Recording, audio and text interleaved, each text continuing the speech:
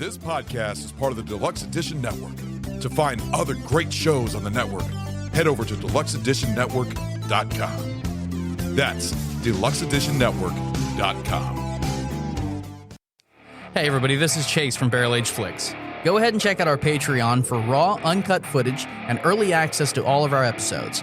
The link is in the description and it's only $5 a month. Thanks for listening. My favorite kind of joke, one which ends with a bang.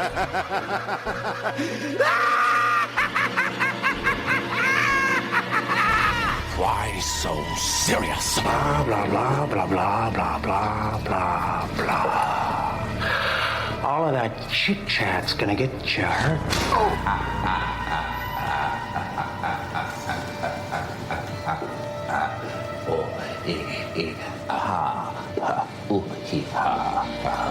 And I thought my jokes were bad.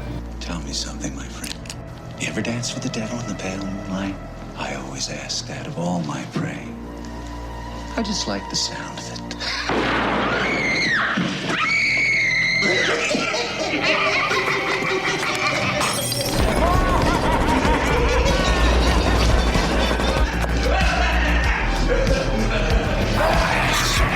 Serious.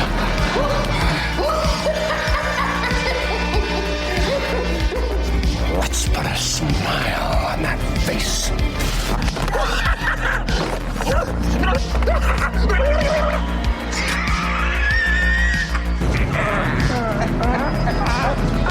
not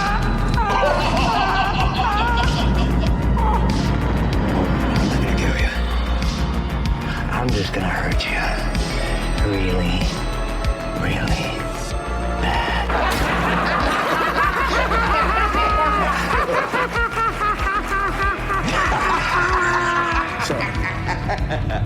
It's all part of the plan. I'm glad you did.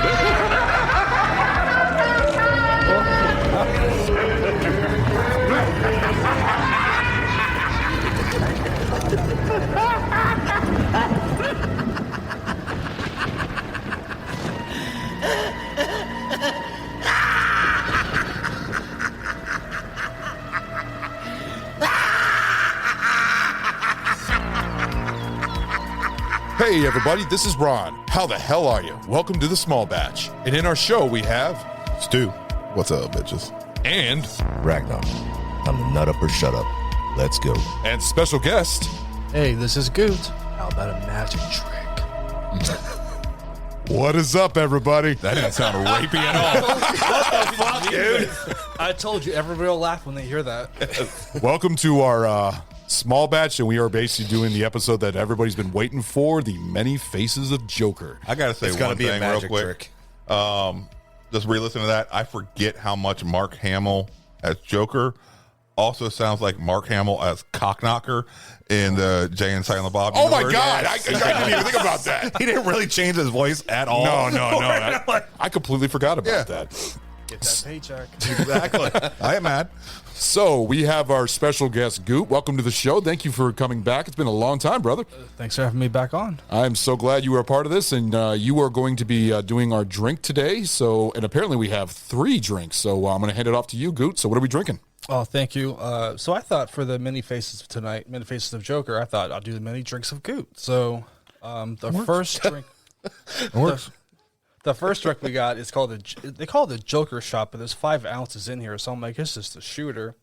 So there's a green layer and there's a white layer, and so you do 1 ounce for the green layer, you do 1 ounce of melon liqueur, then 1 ounce of coconut rum, and then for the white layer, you shake it in a different shaker, have a pina colada drink, coconut rum, and overproof rum, all 1 ounce drinks, and then you shake it separately. Pour the green layer in first, and do the white layer on top of that to give it like a acidly look, bath or whatever, and then enjoy. All right, you guys ready? Yes, sir. All right. Gentlemen. Salante. Cheers. Smells good. Not bad. Not bad at all. No, it ain't. It's not. It's not bad. It's actually a lot of coconut. You can definitely taste a lot of the It's coconut. very in there. pina colada like. Yeah. I like it. 2 thumbs up. Oh, really? That's really good. How about you, Ragnar? You said you had melon liqueur and a pina colada mix, right? I thought the rum would really come through with it, but it didn't really. Yeah. It's I didn't. I taste more of the pina colada. Yeah. coconut Yeah. rum, yeah. It's a 2, actually. Not bad. I like it. Stu? I'll give it a 2. The only thing I would do differently is like a blended, drink, like a traditional pina Slush. colada and stuff like that. Nice slush, I think would make it even better. Definitely agree there. Yeah, 2 thumbs up here. It's really good. All right, here goes to the second one. Okay, the second one is called the Joker's Gone Wild. That has, in a mixer, you have ice, 2 ounces of cherry vodka. Ooh, this smells good. 1 ounce of Bacardi rum, 1 ounce Midori sour, and you shake that, pour it into your cup, and you add 3 ounces of sweet and sour mix, and stir and enjoy. So is it like Girls Gone Wild? I wish. All right, guys. Cheers.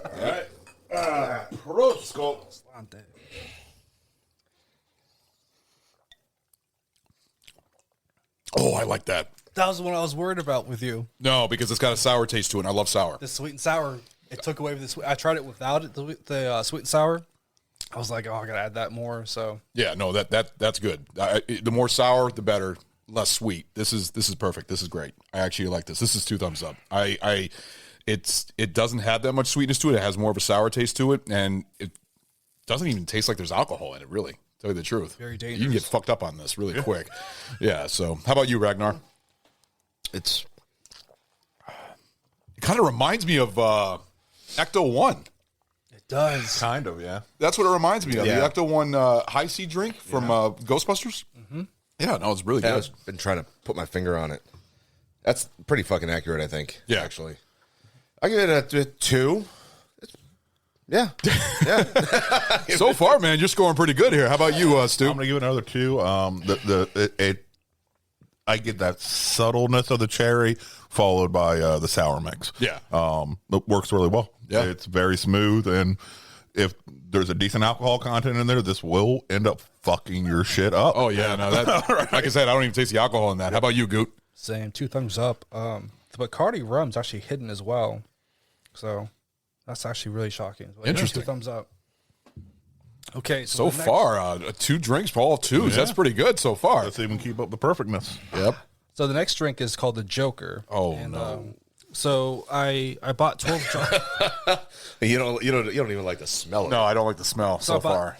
12 grape Jolly Ranchers, and I infused it with vodka and let it sit overnight. And then, you add in a quarter lime juice, and bam, here we go. Is this the one that you do the rim with sugar? Yeah. Okay. We're supposed to add seltzer water to to this as well, but I kind of forgot that one, so. Yeah, it's fine. All right, guys. Cheers. All right. That's a lot there. We all have our different versions. Oh. No, I'm not a fan of that one. It needs the seltzer. Oh, I'm not a fan of that one. Well, there goes your perfect score. I'm sorry. The first 2 were amazing, but that one, not. I'm not big on grape Jolly Ranchers in the first place. Hold on, let me try again. It's a purple drink, so that's why I chose this one. I apologize. I just need to bring the seltzer water. Forgot that one. Okay, I'm gonna go. Instead of sugar, maybe like a pixie stick coating on the rim. I think that might be. Yeah, Oh, that might actually be Yeah. fucking pretty dang good. I'll give that one because of the look. Because also the cool thing about these drinks is it's the purple and green, which are the Joker's colors, so it fits perfectly. But that one I'd probably give about a 1. I would give that a 1. It's drinkable. It's not horrible, but it's not something I would ask for. It's not something I would go to a bar and get. The other 2 though, I'd ask for those many. I'd probably get drunk as fuck from those. How about you, Ragnar? I'm gonna give that one a 1.5. I think with the seltzer water, maybe it'll be a little bit better. With the fucking pixie sticks, I think that would really fucking be good. Yeah, that textural difference also. Yeah. You could definitely taste the vodka and you infused it with the fucking Jolly Ranchers and such. It's good. It's decent. All right. How about you, Stu? The way it was served right now, I'm gonna have to give it a 1.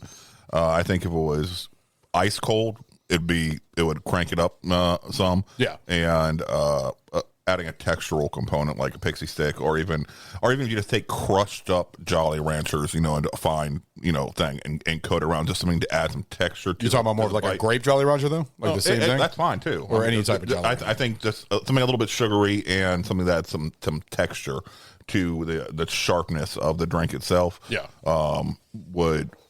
Would raise it up enjoyment factor. Okay.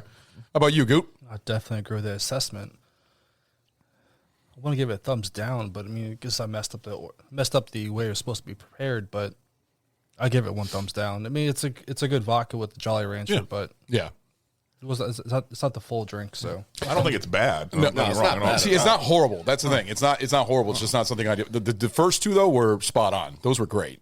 Like especially the second one. The second one was the best one in my opinion. I give them both the 2, the first one and second one, but the second one would be my go-to for the other one. But dude, great job on the drinks, Absolutely. man. So we got a little bonus today because we have a new rule whenever a new person comes on the show, plus it's a punishment shot. They are going to have a shot of Malort. And Stu, we just finished. He's finishing this bottle of Malort, but Stu just had a nice little. Got 4 more bottles coming back. 4 bottles coming with that shit. More. You still got what? Not even a shot, maybe like a quarter of a sip. shot. You got a sip left in the bottle right now. Yeah, so you're going to be trying out your first shot of Malort, my friend. So are you ready? And we're going to be taking a video and we'll be posting it on our Instagram. So hold on 1 second so I can just start recording here. And you are on video right now, buddy. So you ready? all right, let's do this. Come on, you're going to love it. You might like it. I mean, some people have loved it. Some people haven't, like Lenny. It's good. Okay, Slante.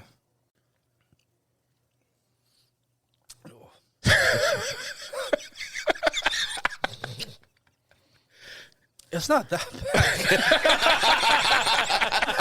bad. It just gets worse, doesn't it? It's getting worse. Yeah. What Lenny said about chewing Advil is actually freaking accurate. Or tastes like a plumber's asshole, as Tyler I says. really think I'm sticking by my description. It definitely tastes like when you are hitting, when you're huffing dusters. All right, that bittering agent that they put in there, it tastes like that, but like ratcheted up to a 10 and just coating the tongue. Or like the first time your dad left you. I loved that line. Is it still lingering? Yeah, it's lingering now, but I feel it's like sawdust like going down my throat, like just blood just like in the air. It's like It sticks. That's why it coats your tongue, dude. That's why we allowed you to do the regular drinks before. Yeah, because that would have fucked up all the tasting of the other drinks. Trust me. It takes a few minutes before it's. So how many? I'm just curious. Thumbs up, thumbs down. What's the rating for that one? I could do that again. It's Oh, the bottle's right there. You can finish it. Hey, I'll top you off. I mean, like I said, we got to finish this bottle right here. let's do it. Oh shit! All right. Here, Stu, can you pour that for him? Yeah, let him straight from the bottle. Oh yeah, there you go. Fuck it.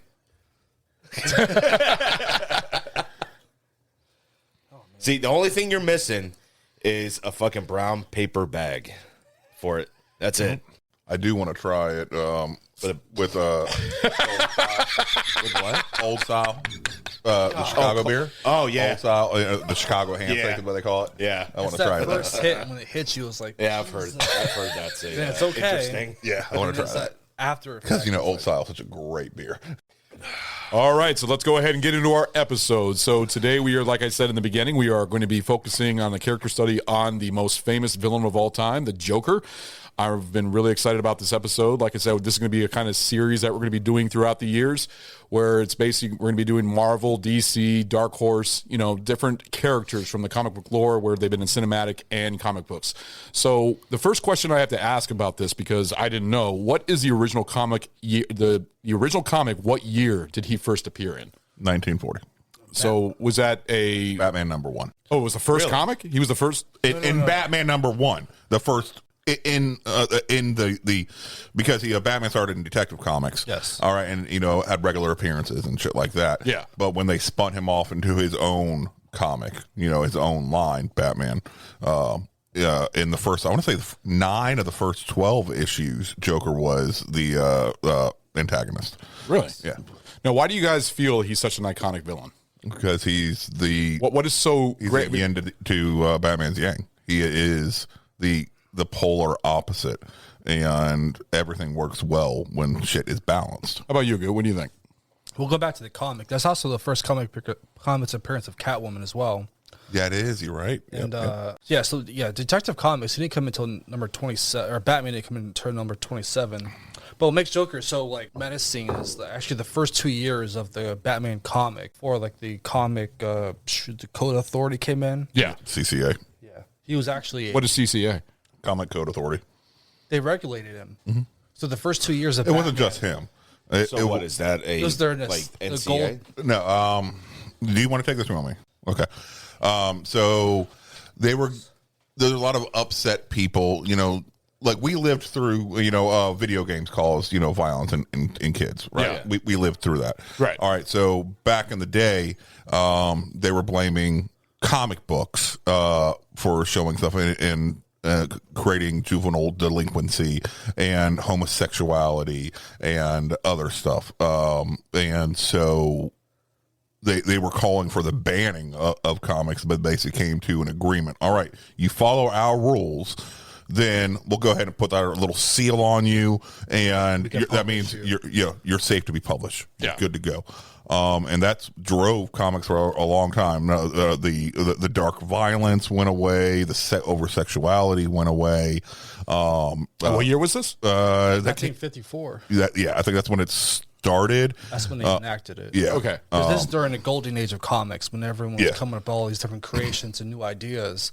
And then that came in just like That basically ushered in the Silver Age. The CCA is what ushered in the Silver Age. And just a reminder to all you guys, Stu and Goot are probably the comic book lore. They know all the comic book lore. Me and Ragnar. I knew you were waiting for it. I almost So screwed It was up. on the tip of your fucking tongue. Oh man, yeah, but me and Ragnar are kind of like the outsiders here. We know more of like the movie, seeing the cinematic, which we are definitely going to be talking about. We're going to be talking a lot about the comic books and the cinematic history of the Joker.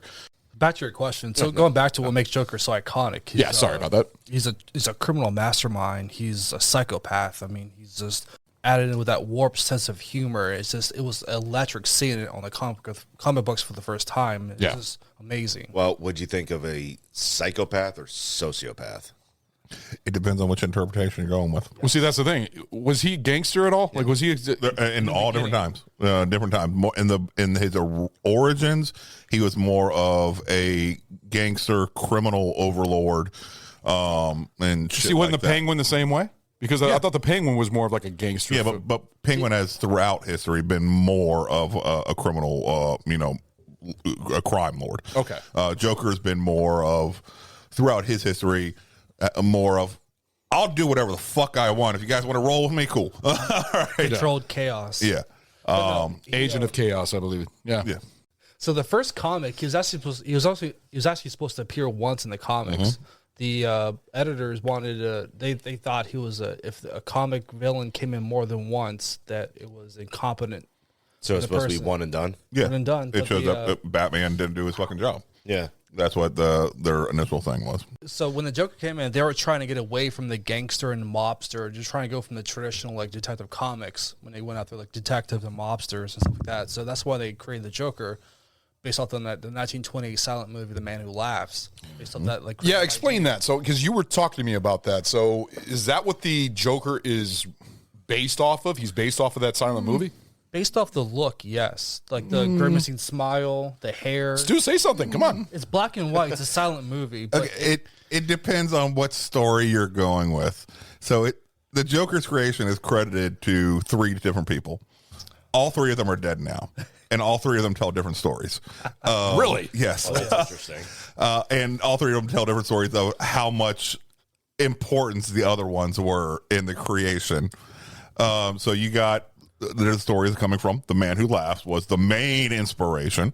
Then you got stories of, no, it's this Joker card, from this deck of cards that I carried around with me all the time. his name was Bill Finger. Yes. Great guy. Great. I mean, a huge contributor to, comics, huge contributor, especially for his age, 17 years old when he got into the game. That was James Robinson. Oh, that's Robinson. You're right. and then they'll say, no, we got the idea from the the Joker card, but then we're like, okay, we'll go ahead and kind of inspire it by a look based on the Man Who Laughs. No, we got the Man Who Laughs kind of inspiring it. Oh, and here's the Joker card. All right, and it just keep going back and forth of what inspired what. And they're all, like I said, all three of them are dead now. Rest in peace. They all told different stories. They all made themselves seem to be more important than the other two. So you don't know for sure where the. So it's kind of like almost like a myth or something like that. Yeah. So a myth about the movie being a part of it, but Yeah. No, the comics, how the creation of how the origin of his story came into play. Yep. yeah. Now, if you were to say out of all the movies, the cinematic Jokers that there have been, Hold on. I want to piggyback on something Goot was saying. No, go earlier. ahead, Stu. Go ahead. So he was talking about how Joker was going to be a one and done. Yeah. It was a last minute editorial choice, actually. Yes. They included one extra panel because Joker was supposed to die. They included one extra panel. No, he didn't actually die because they didn't want to burn their bridge. They're like, this is kind of interesting. Let's go ahead and set up where maybe we can reuse him, and then they reused him for 8 of the next 11 issues. Really? Yeah. It was a great idea. It was Finger's story, I believe, who says that he wanted to create this overarching super villain, to go against and be, something for Batman to constantly work against. Yeah. That's what Finger claimed. And it's interesting because I can just imagine how that writing room and everything was going and stuff like that, because you got to imagine back in that time the comics were still this little fucking joke of a fucking thing. All right, so they were in a dirty ass fucking office and shit like that, drinking heavily, while trying to fuck whatever skirt is walking by. And then they go on to blow up these huge, major, iconic time frame, and they all want to make themselves their own hero of their own story, Right. And take credit for what became. I think it was a combination of all of them. The truth kind of lays in the middle. They said, hey, what if we have, we got somebody who's really dark and brooding? What if we got somebody who's like bright and fucking laughing all the fucking time? Yeah. It's a logical fucking leap. Yeah. And then they just continue to grow it from that situation. Kids love clowns. Yeah. Well, see, that's the thing. Is the Joker based off of a clown, or is it based like the way that he looks with the green hair and the white face and the red lips? Is that based more off of a clown, or is it based off the Joker from the card deck? I mean, what is it exactly based off? Well, Joker of? on the card deck is based off of a clown. It's based on a jester. Yeah. And they'd wear makeup. They'd wear funny hats, and just make themselves a little weird in appearance. And they took that idea because they really fell in love with the Man Who Laughs, with permanently scarred individual, with that permanent grin from the Man Who Laughs, and that weird dichotomy of almost like the sad clown from opera and shit like that, where he'll be smiling and shit like that, but they got those eyes that don't fucking read right, to go with that laughter. It just feels wrong. They would purposely later on, make him a little bit taller, a little bit lankier than a normal human proportions. His chin longer. Just stuff a little bit off to make him feel a little wrong to you, even though he may be smiling and laughing and saying these great things, but your core level knows something's fucking wrong here. The same way Pennywise was in it. Yeah. You would recognize instinctively something's fucking wrong. No matter what the outside overall appearance is, something's fucking wrong. And that's one of the reasons the Joker has stood the test of time. It feeds into that core, that core feelings that we have. Now, what do you when it comes to the original first Joker, was it also an acid bath and everything else, or was that in the? Oh no, that wasn't until 10, 11 years later after his. So basically, it was just a guy who painted up his face. No, it was psychotic. It was Bill Finger's Detective Comics number 251, where he tells the Red Hood origin, when Batman gets him the Chemical Ace plant, and then he falls into the vat of acid, and he comes out all disfigured, green, green hair, white face, and the red, the smut, the grin. Was that the same story where he only took out the Red Hood because he was already a crime lord and missed the thrill of being basically this thug? Was that the same storyline? Yes. Yeah, that's what I thought. No, is that's what the Killing Joke is based off of? Basically, No. That went a lot different direct. It was that same general idea, yeah, but totally changed the motivation, totally changed the background and everything like that. It just took that core little idea and then told a totally different story. So the Joker changed every decade. He went through changes and things. It's not every decade. Yeah. For the first 2 years, from 1940 to 1942, the Joker was a psychopath who was a murderer, just this agent of chaos, just killing at will. Whatever he wanted to do, he just did it. Yeah. But then after that, it kind of like turned more to like the campy, like I'm going to Batman disagree stuff. a little with you. In the first few years, he was more of a criminal who had a fucking, a shtick. All right. He was, he still had reasons for what he was doing. He wasn't just feeding off of the anarchy. Okay. To me, feeding off of that agent of chaos didn't really come along until the modern age, in my opinion. You had the golden age where he was. We'll talk more about this later, but they recently, in the past few years, have come out with a series of books called The Three Jokers. Oh, yes. And in my opinion, that worked so wonderfully to tie up, the different age frames. And it spoke really well because it definitely spoke to the different versions of Joker. So they basically summed it up. So you had the golden age of comics. Yeah. From his introduction till the time the CCA became a real fucking thing. Where he was, they refer to that time period as the criminal Joker. And he has a purpose. He's like, all right, I'm gonna fucking threaten to kill these fucking people and shit like that, so I can get fucking paid or I can get fucking power. He has a reason, a true motivation for why he's doing this. Purposeful gain. Yeah. Then you had the Silver Age of comics, which they referred to as the clown. So he was just doing shit for laughter, for fun. Was he always called the clown Prince of Crime? He's had a lot of different monikers. Lot of different monikers. But Clown Prince is the longest lasting and probably most well known. Okay. The Silver Age introduced like him like doing more traps and like doing more heists. Like, he's saying like more like the crime lord type of thing. But then they also, because of the CCA, he had to be caught at the end of every single comic. Yeah. It was one of the determinations of the CCA is villain must be punished. That was one of their rules. So it don't matter how fucking great of a fucking, plan that he has. You ain't telling a comic fucking arc. No, it has to all be fit in those fucking 15, 25 pages. Yep. And at the end of it, he's being hauled off in that paddy wagon. Off the jail, not Arkham Asylum. Yeah. Arkham Asylum wasn't introduced till the 1970s. Really? Yep. Yes. So Arkham Asylum was never in the original Batman comics. I mean, what would define original? I mean, when I say original, I'm talking about like the 1940s. Still are older than us. Well, see, the 70s, you said the 70s, probably the 70s and 80s are basically when comic books really. That's when we entered what's considered now the modern age of comics, where they started, no longer caring about the CCA. They didn't have to follow the same fucking rules. They can start telling deeper, messier fucking stories, and which is now valued because of what it is. It tells more to the human psyche, to truth. Speaking of to truth, rather than some lighthearted bullshit. So they introduced that in the modern age, where they introduce what they refer to as the comedian of Joker. Yes. So it's what we interpret a lot of what we grew up with and what we understand as Joker.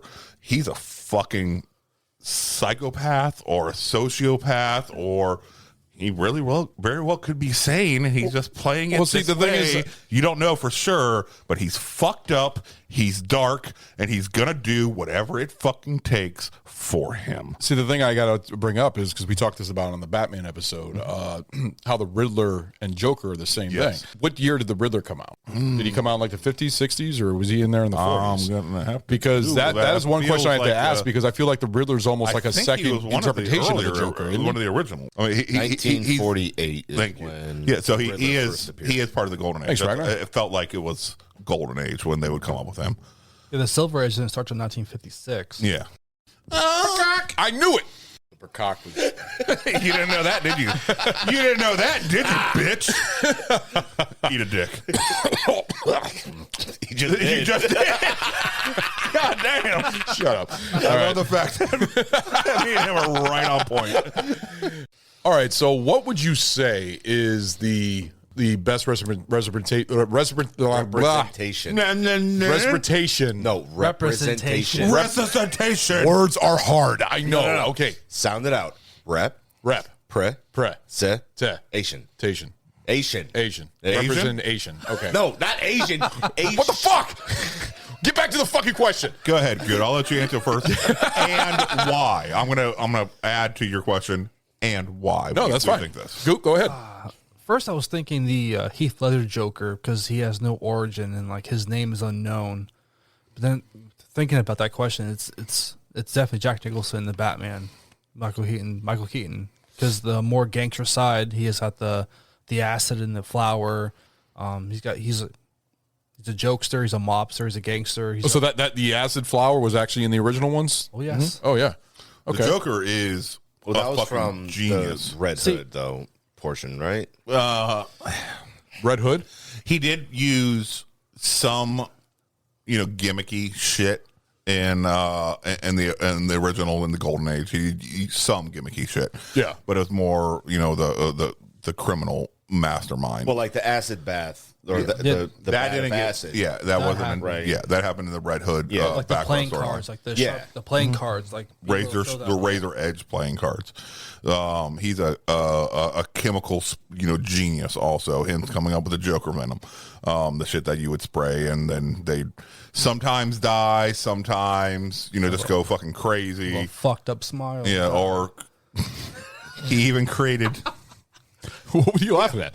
just because of how ridiculous this storyline I'm about to say is.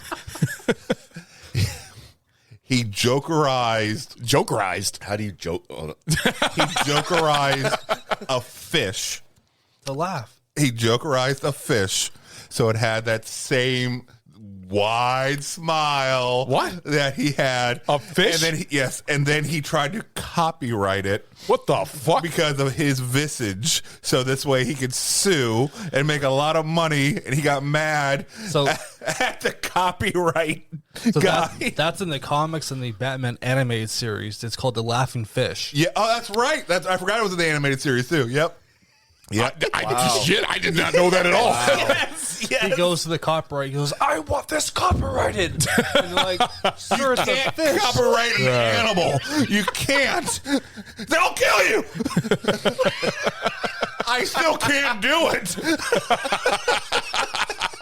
This is so insane. I just loved it so much. It's just, And this was in the animated series? Yes. yeah, Oh, that's wow. right. There was an episode. Yeah. It's called The Laughing Fish. Yeah, Check which it was out. named after the issue. Well, see, that's the thing I have to ask. You say that the Michael Keaton Batman was the best representation, but also the animated series. Did they do really well in that compared to the original? Because The animated series to me was more of an amalgamation of the Silver Age and Modern Age. Yes. It was more of his trickster side mixed with his psychopathy, that he showed in the Modern Age. voiced by the famous Mark Hamill, Luke Skywalker from Star Wars, Yes. who does an excellent job. It had to be PG-13 for kids Yeah. for order to them to watch it on TV. But I still thought they did a wonderful Yes. job telling not just surface level stories for the kids to enjoy, but for adults to also enjoy and start, looking at the deeper stuff. And that also animated series was where they introduced Harley Quinn, and she was the first character to be introduced outside of comics to make her way into the comics. Yes, this she is did the- so fucking well. The creators and the writers of the animated series did such a well thought out job of crafting this this persona of Yeah. Harley Quinn. Harley Quinzel, the doctor's name. That the comics we got to know more about her and tell more. And now she's about like she's one of the most famous was in characters of the DC animated. universe. yes, Yeah, before she she come was into ever the in 90s. comics. exactly. And she Yeah. was the first. I remember you telling me that a long time ago. Very first character to ever make the jump from either a live action or an animated series that was inspired by comics back to the comics. Yes, this Now- all thanks to Bruce Timm in the 90s. Yeah. Now, all of us, I think all of us all together was raised. I mean, we grew up watching the animated series from Batman. Yeah, and let me also piggyback onto your question. Good answered it. I agree completely. I think Nicholson's version of Joker was the closest to the original Joker for the same reasons. Well, I always thought that the animated series was almost like a copy off the Tim Burton version of Batman. No, It wasn't? I mean, don't think so. It just It was seemed like it inspired was. off of it. Yeah, I think it was, they took that. They may have taken that generalized idea. Yeah. And then they worked in a lot of other elements. Because if you think about the animated series versus Nicholson, the animated series, he was a lot more flamboyant, a lot more, tricksterish and stuff like that. A lot More goofier. Yeah. Yeah. Never But killed anybody. Yeah. But then he also threw in a bunch of psychological elements and shit like that. So they took that first general kernel of an idea from Nicholson, and then they just fucking ran with that idea. The way I felt like they just ran with that idea, completely different direction, and built upon it. And I think the animated series did such a great fucking job of encompassing almost all three versions, all three ages of Joker. Throughout its storyline. Really? Yeah. Completely agree. And then you would have also from the video games, the Arkham video games, Which is based off a 1980s comic book. to start with, yeah. Really? But then the different sequels have different, The first game, yes, Yeah. Arkham Asylum. yeah. But they did such a great job of it. I really felt they took that animated series Joker, and then all right, we're going to update him a little bit, and that's why they still insisted on having Mark Hamill come back, because they knew the feeling that we'd have. Because Mark Hamill did not only the animated series, he did the two main movies that came out in theaters based on the animated series: Mask of the Phantasm. Mask of the Phantasm and Return of the Joker. Yes. Which of the Joker was theatrically Yes, that was the actual released? release. This is Really? Batman Beyond. Yes. Batman Beyond: Return of the Joker. Yes, Yes. that was the official title. Oh, so I didn't know that. I thought Mask of the Phantasm was the only animated one that was released in the theaters. Nope. I thought that was a direct to video for the Return of the Joker. That was one. a theatrical release also. And there was also like a what's the Sub Zero? What's the Mr. Freeze? Yeah. Oh yeah. There was a Mr. Freeze movie that also came out Yes, too. yeah. Which was like I think called Sub Zero. I don't remember anything like that. It wasn't Sub-Zero. It was something else. That's Mortal Kombat. No, but no. I think the title had Sub Zero in it. I don't think it was Sub-Zero. I don't think so. I can't remember off the top of my head. But Same here. yeah, Finish him. yeah. No. So But that's why they wanted Mark Hamill to come back to voice the Joker in the Arkham games, because it was a very intelligent evolution of did a the really Joker good job, from the animated series. It Yeah. was believable, just being told in a darker environment. now, if I'd ask both of you guys, because you guys are the comic book guys here, when it comes to the Joker, what is your favorite representation in the comics of the Joker? Like, what age was your favorite? I'll start with you, Stu. Okay, personally, to me, I am floored by the Three Jokers storyline that came out a couple years ago.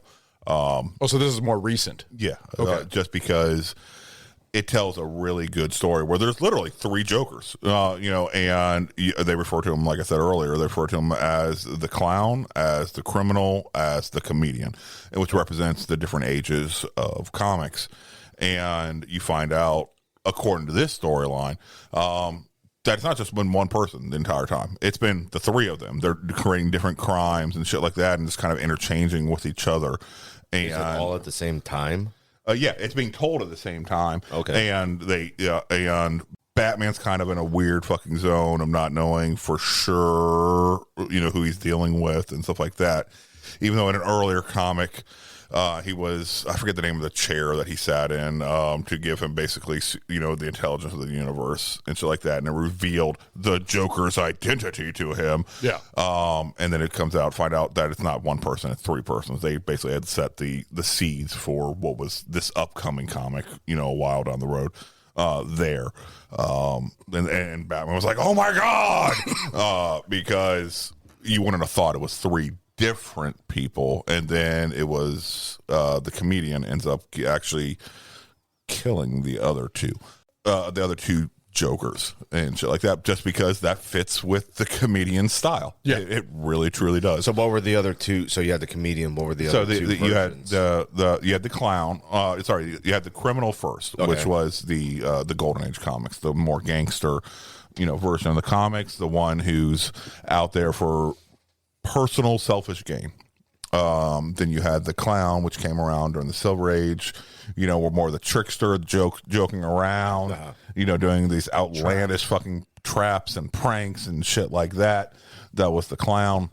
And then you had the comedian, who is the first representation I really saw of the comedian, that really nailed to me was Heath Ledger, R.I.P.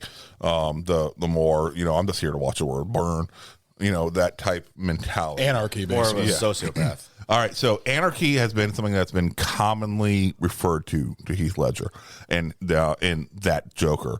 And I read an interesting piece on that. He wasn't an actual anarchist, because the Joker, to be an anarchist, you have to shun all power and all direction for the complete insanity of freedom. Yeah. All right. That's what anarchy is. All right. It's an uncontrolled freedom. All right. Joker didn't necessarily want uncontrolled freedom for everybody. He wanted freedom on his terms for everybody. He wanted that. And they actually compared that to more almost like a Marxist mentality. And I'm like, I can actually fucking kind of understand that. Where no, I don't. It's not that I want this complete wild. Nobody has power. I want the power to be in my hands. It has to be his way or exactly. no way. And it really worked well. And because before I read this, I was like, yeah, he's that Heath Ledger was all about anarchy. But coming from that's that, what he portrayed. But coming from that point of view, he still didn't want complete true anarchy where unreleased freedom. He wanted freedom underneath of his definition and what his purview is. Because as he told Batman, I don't want to kill you. Yeah. You complete me. Yeah. Which that completely That's fit in the absolutely comics. fucking true. That completely fit in the comics. Later on in the comics, they show Joker actually learning who Batman is. He doesn't give a fuck. He doesn't give a fuck about Bruce Wayne at all. To him, he is the Joker. That's who he is. All right. So obviously, Batman must be the Batman. So That's like all you said, he it's the is. yin and the yang. Yes. And he isn't out there to try to ruin Bruce Wayne. He in different times in the comics, he said, "Listen, if Batman dies, then I'm done because there's nothing else for me to do. Yeah. That's all that is." That's So like perfectly- the Killing Joke when they were in the or in his cell. Yeah. That was a Like I fake don't Joker, want. though. Well, I mean, Batman's montage. Yes, with okay, him. okay. Obviously not. Everybody is talking to one the Joker. bad day. One bad day away. It's actually a clip that we're going to be playing down the road, better the episode. Good. What is your favorite representation in the comics? So going off what he said, like the whole like Marxism and like my favorite is the Dark Knight Returns, where Joker's in a coma when the Batman retires. That's not comics though. That's the movie. Yes. No, it's based on a comic series. Oh, okay. I'm sorry. Frank Miller's version is based. They did a very good job of turning those comics into the movies. It's spot on. Part 1 and Part 2. So Part 1, he fights the mutants. It's him coming out of retirement, and then he fights the mutants. Then he fights the leader, which is I'd highly recommend watching that movie, the Dark Knight Returns 1, where he fights the mutant in a mud pit, and he's beating the shit out of him. He's like, I'm the fucking surgeon. Like, you're on my operating table. He's just breaking bones left and right. And then when the media for that time period during the 80s, the late 80s, they did do a good job of saying like, Batman's back. And then you get a clips of Joker. He's like, he wakes up from a coma. He's been in a coma ever since Batman retired, but he comes back and the media's talking about it more and more each day. He's like, Batman. And he wakes up and everyone was like, holy shit. Then it stopped her there. Then it goes into Part 2 where it's all about the Joker, but then Batman fighting Superman as well. So like the Batman or the Joker is he's back. He comes back into a late night show It's based off the Joker, where he's like the independent show. He comes in, he kills his psychiatrist and kills the night host. He kills him. Then these two dolls come flying in, and poisons the entire crowd. Wait a minute, that's almost in the Phoenix version of the Joker movie. Almost Killing a night host. Similar. almost Did they get that from that, you think? yes. Yeah. Really? Yes. Oh, okay. I didn't know that. I see. I thought the Joker movie. We're going a little ahead of ourselves here, but the Joker movie was a complete No. original thing. No. Really? Okay. All right. So after that part, the Joker goes to a carnival and he leaves clues where Selena Kyle is an escort and he's all during stuff with Russia right now, and he there's an issue going on with Russia with them in the comic book series during the Cold War, and then so he has makeup lipstick where he could mind control you. So he kisses Selena Kyle, who's the head Catwoman, who's the head of this escort service, and she gets a hold of this one senator. And he's on top of a building. She's yelling, "Russia's going to attack first. They're going to shoot their nuclear missiles first." And then he jumps off the building and kills himself. And then Batman comes in. It's Bruce Wayne as a reporter, a detective. And then he goes from there. And then he finds out Joker's at the carnival. And that fight scene between him and the Joker, where he's just killing people left and right. He doesn't give a fuck who he's killing. He's just, oh my God. And Batman throws a battering right into his left eye. He's like, "What are you doing?" And he could tell Batman's breaking right there. And then they get into the one love tunnel where he's just running down the tunnel, just shooting people left and right. Yeah. And then he's like, "Oh, we're close, aren't we?" And Batman almost breaks his neck, but he's like, "Oh," he's saying all this bunch of stuff. He's like, I'll finish it for you. I'll get the last laugh." And he breaks his own neck. And then it was just, oh. Oh, wow. I see. I had no idea. All right. Joker's had he literally had his face cut off. Yes. He's been killed by Robin. Oh, yes. Well, I thought Joker also killed Robin. He did. He does. Different Robin. Yes. Different Robin. That's the fuck. Don't start. Don't second start. Robin. Don't Jason start. Todd. He killed Jason Todd, which was the second Robin, which was voted on by the people. Yes. DC sent it out to the people. It came out to they the sent it last up to minute. a cliffhanger, and they're like, "All right, should Joker kill Robin?" Not expecting them to actually vote, even though nobody really fucking liked Jason Todd, but they really didn't expect anybody to actually vote for, "Yes, let's kill this motherfucker," to, "Oh no, Jason Todd survives somehow." No, it was a 76 vote, something like that, one that, no, fucking kill that motherfucker. So he beats him to death with a goddamn crowbar and fucking explodes him with a fucking goddamn bomb. Damn. What the fuck? Yeah. They get crazy with these comics here. That's death in the family. Yes. Yeah. Yes. Not to be confused with Death of the Family. Yes. He's been supposedly, depending on which storyline you go by, he's immortal. He's been around since the time of ancient Egypt as a jester to a fucking pharaoh. What the fuck? Yes. The Joker? Yes. Was there different versions of it? It was like the Just Princess like all Bride. comics, that have been around for any sort of amount of time, shit gets fucking messy. Jesus Christ. They go everywhere and cover everything. Yes. Or even you go to things that due to some element, Dionysium or something like that. Oh, yeah. Oh no, he's just been around since as long as Gotham's been around and always just been causing shit.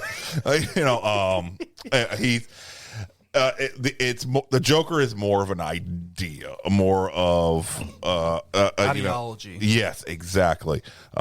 Which the show Gotham did a wonderful job, in my opinion, a wonderful job of laying the groundwork of not knowing, is this Joker? Is this not Joker? Is this proto Joker?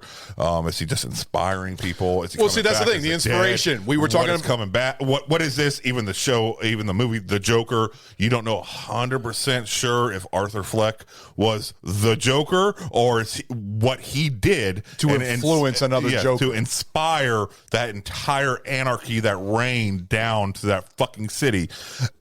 If one of those motherfuckers is going to become what we accept as the Joker.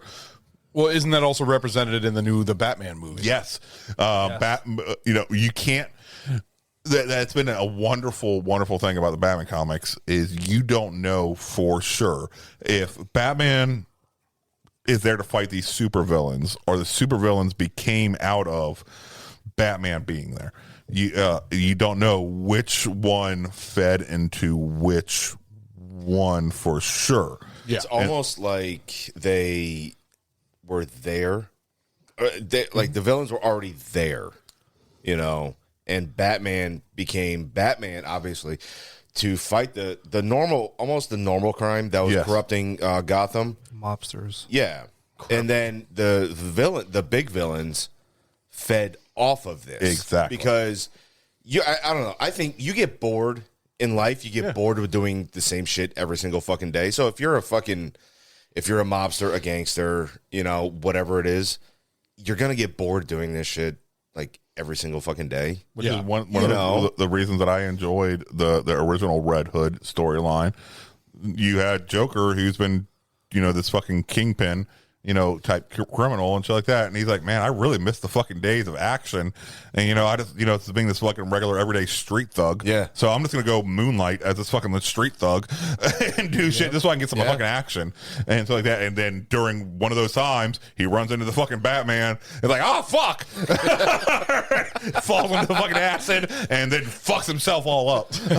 See, there's where Ragnar said perfectly, because it's a balance between the villains and Batman. They both complement each other. Mm-hmm.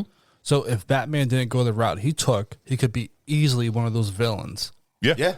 So that's where it perfectly is a symbiosis between the villains and Batman. That's why he has the best rogue of villains, you know, out of any comics, really.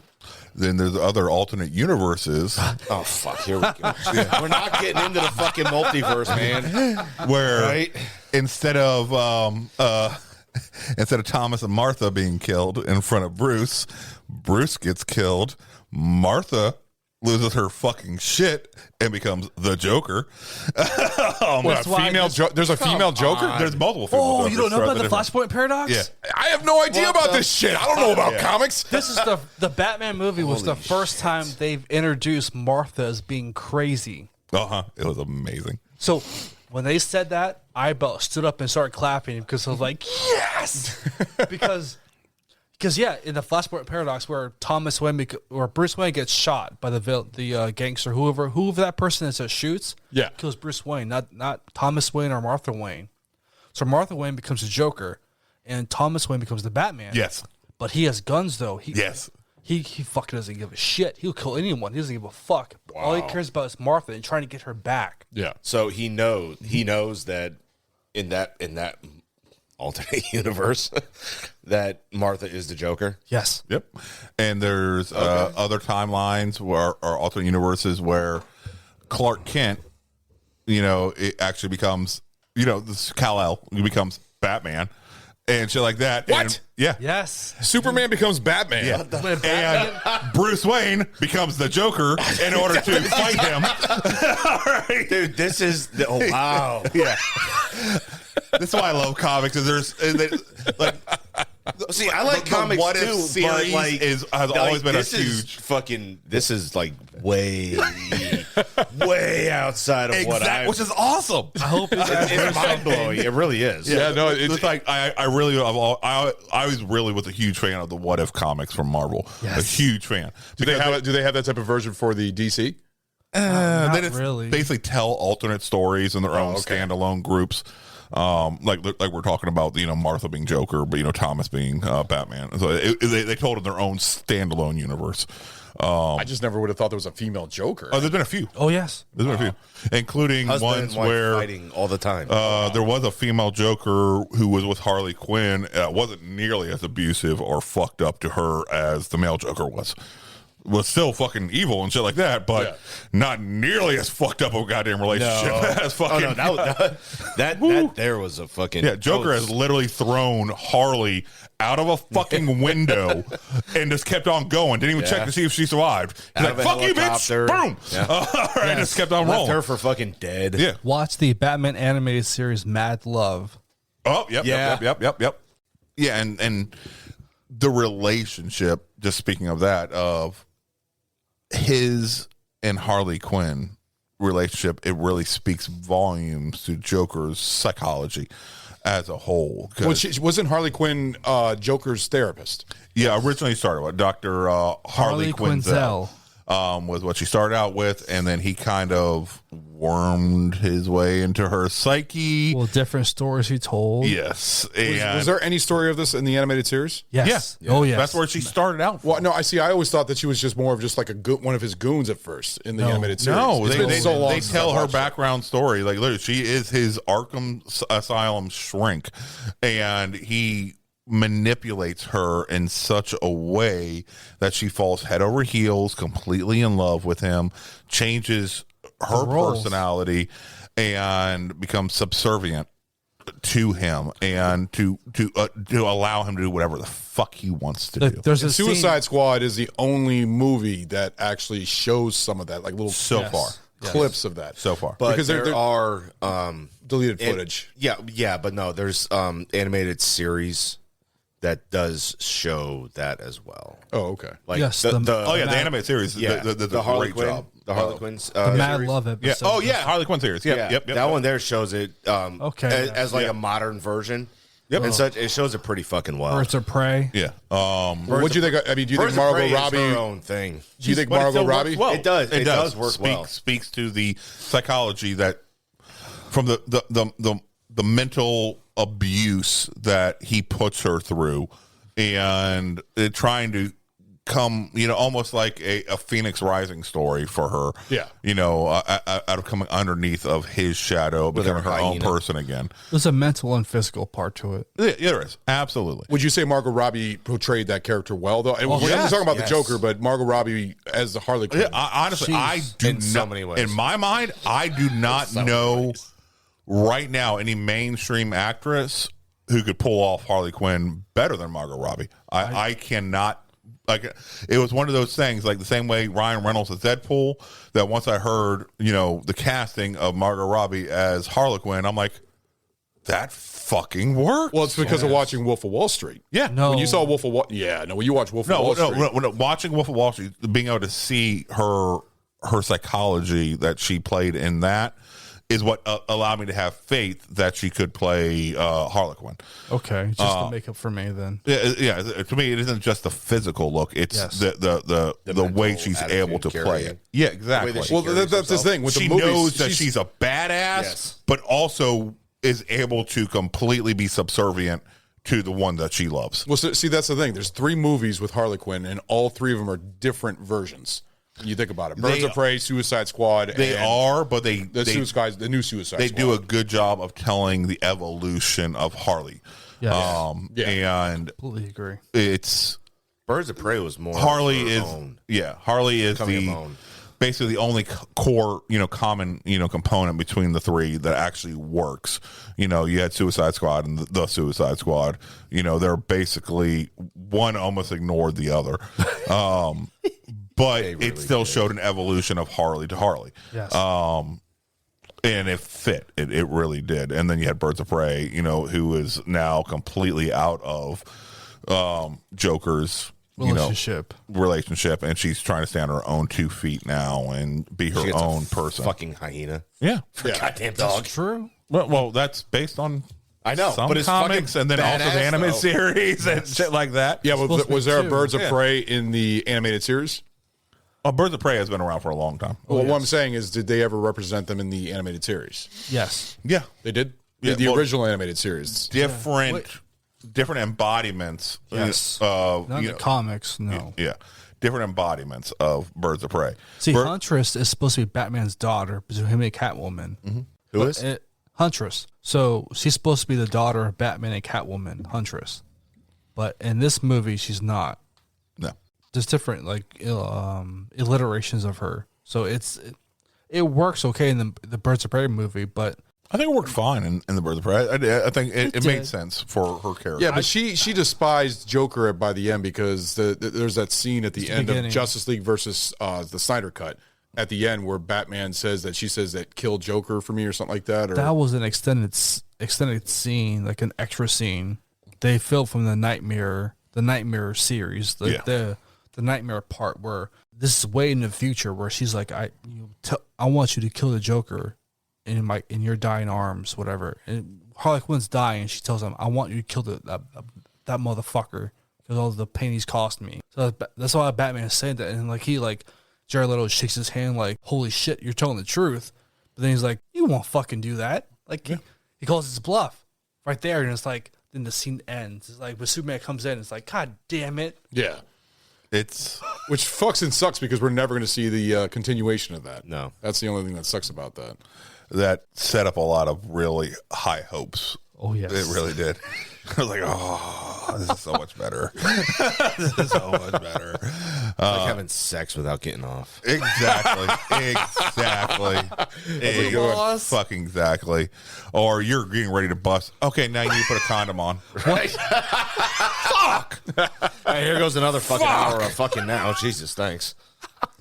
Fucking bitch.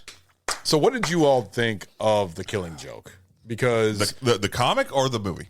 well, see, that's the thing I have to ask is why is The Killing Joke a bad representation, the movie version, a bad representation of the comic? Why does everybody have an issue with it? Go ahead, Good. I'll let you go. So personally, my main problem with the movie was like when they bring in Batgirl and they show the case profiling with the gangster, the mobster, and the rise, and like him obsessing over Batgirl, and Batman sitting there on the outside just watching, saying, "Don't go down this road. Don't go into that abyss of darkness where." He knows where that case profiling comes from between him and the Joker and like the Riddler, for example, as well, where they obsess, or most of his villains obsess over him, and they go into that part and like it's like the dynamic between him and Batgirl, and they go into that for the first part, but then after that part where Batgirl gets shot by Joker, that part is scene for scene from the comics, and then in the movie they don't show her Batgirl's ass, but they show it in the comics, but from that part after that, it's basically shot from the comics in a movie, which is amazing. But people don't like appreciate I don't think, in my personal opinion, they don't appreciate the version of like Batman admitting for the first time he's willing to kill the Joker. He says, either you or I are going to kill each other during this fucking battle. And whatever, you escape Arkham Asylum and we're going to kill each other. One of us is going to kill each other. And that's the first time I've ever like remember like him admitting, I'm going to kill somebody. And it goes into that relationship, like how they relate to each other, how much they hate each other so much, but they don't understand each other at all. And Alfred says that perfectly. And as he's walking away from the Batcave, like, God bless, two people who hate each other so much don't know each other so much as well. Yeah. Yeah, but you see when he's doing at Arkham, where he's saying that, like, you know, one of us is going to die, one of us is going to kill each other. That's Batman, yeah. Yeah.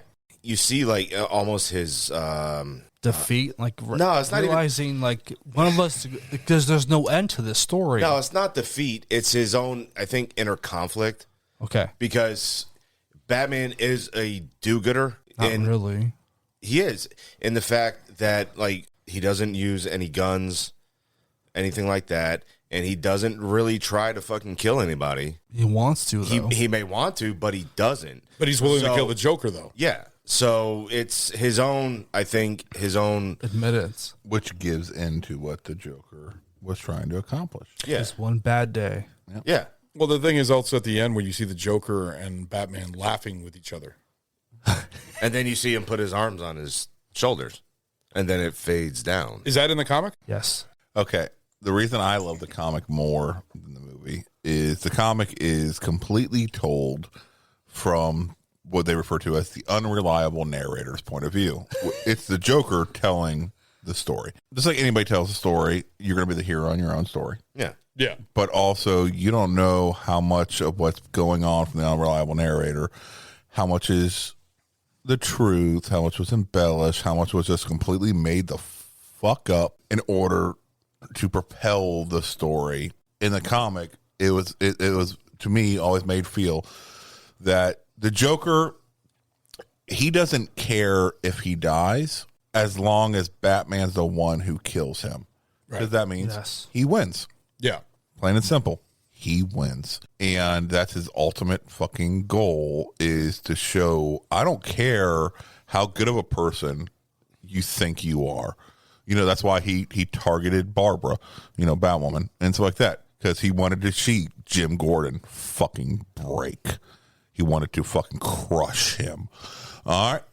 I don't care, you know, how much of an upstanding person you think you are, or moral person you think you fucking are. You go through one really bad day because, as it's told later on, he went through a really bad fucking day, and that's what created the Joker, or at least according to that version of the story that he's telling at the time. His reality. At the time. At the time. Which we'll go into more later, of another psychological delving into him that I'm looking forward to. Another reason I love him. It's they talk about how, just to sum it up. All right, so he was a failed stand-up comedian who basically throws on this red hood to go commit some crimes to help support his pregnant wife, and then his pregnant wife fucking dies, and then at the same day that she fucking dies, he falls into a vat of fucking acid and permanently disfigures himself. That's a bad fucking day. That's a really bad fucking day. All right, and he just loses his shit. Yeah. And goes completely insane. Yeah, and it has one of his iconic laughs right there. There's the first Joker's laugh. Yes. When he starts to lose it. He's at his breaking point. I almost relate that to 1 Hour Photo. You know, the part where inside the Red Room and everything else, when he starts to hit his breaking point and then he starts to go crazy and psychotic, that's when the Joker, that was his breaking point right there. And that's why I think the reason why I thought, you know, 1 Hour Photo did such a, you know, I gave it my first 5-star was because it showed a very believable, quote unquote, bad guy, but it's just somebody who had a bad hand fucking dealt with him and just fucking going from there. Yeah. And it told a very believable story. Because that whole background about him, he just seemed like an ordinary, every type of guy. He just was having bad things happen to him. Exactly. And it turned him to the point where he hit his breaking point and became who he is now, the Joker. And he wanted other people to feel that same psychological pain and pressure. And Alan Moore did such a great job in the comic making you feel that. That's Alan Moore? Who did the Gonzo? Alan Morrison. Huh? Is it Alan Morrison? No, it's Alan Moore. Okay. Alan Moore, who did Watchmen? Yeah. Really? Yes. See, I didn't know that. Yeah. Alan Moore, straight up fucking crazy motherfucker. Don't get me wrong. Yeah. In real life, straight up fucking insane. Right. But his fucking stories that he fucking creates are fucking amazing. Watchmen, I think, is one of his best works, in my opinion. Very dark, very believable, very grounded in reality, but it's slightly twisted. So to ask you a question, why do you think Commissioner Gordon didn't break? The only reason I can think is through the support of the extended family, the Bat family. You know, that was... They're not shown, though. It's just Batman. It isn't that, but also... Barbara is part of the Bat family. He doesn't know, he may not know it at the time that she's part of the Bat family. He may not know it, but she's also maintaining a... But if you saw your daughter... I know. I it would be damn near impossible. But if I didn't have basically people almost holding me back, you know, being there, you know, for me, because Batman was basically holding Jim back. Yes. Yeah, right. And like, if I didn't have people holding me back and so like that, and helping me maintain my fucking my calm, sanity. All right, then I would go. It would have broke me. It absolutely fucking would have broke me. Which comic is it? Death of the Family, where he gets where he shoots him in the fucking knee. Yep. All right. Yeah. In the future thing, Jim shoots fucking Joker in the kneecap. That's No Man's Land. Is it No Man's Land? As well as that one, yes. Okay. He kills the Joker in No Man's Land. That's right, but the one where he Joker starts laughing after he gets shot. Yes. All right, he gets shot in the fucking knee, and Joker's like, "Oh my god, I might never ever walk again," and he starts fucking laughing his ass off, just like your daughter. All right. Which is just so fucked up, but also such a Joker thing to do. Yeah. He saw the humor and it's like, I crippled your daughter, you crippled me. Yeah. Hey! Yeah. All right. But it just works so well for the fucking character, his mentality.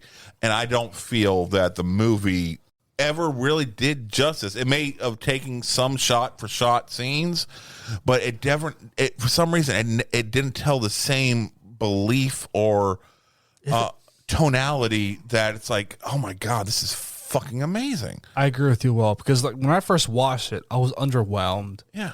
No, see, well, the thing is, I'm not even a comic book guy, and I watched it, and I wasn't that satisfied with it. It's very Because the confused biggest, like, by that one. the Yeah. biggest plot was it's rated R, and it's Mark Hamill and Kevin Conroy back as the Batman, the Joker's voice, and it's rated R. It's like, holy shit! And this based is on the fucking most, amazing. at the time, the most iconic fucking goddamn storyline Yes. that they had. Yeah, because wasn't this the one that Mark Hamill retired from the voice acting of the Joker? I believe so, yeah. I believe it was this, or was it because I No, I believe think it was this. I think it was. Yeah, It was I- this one. I remember this being the last one that he did. Because it's physically hurting him to do that voice. No, I've watched the videos of him in the background. Which, by the way, we have to talk about Mark Hamill. He does an amazing voice of the Joker. That he's definitely going to be in our ranking when we do the Jokers and everything because he was iconic at what he did. I mean, ever since the animated series, but he's been in so many, like the Return of the Joker from the Batman Beyond and everything else. Also, the fucking Arkham series. I played the first game and it was fucking amazing. He is really good at that voice.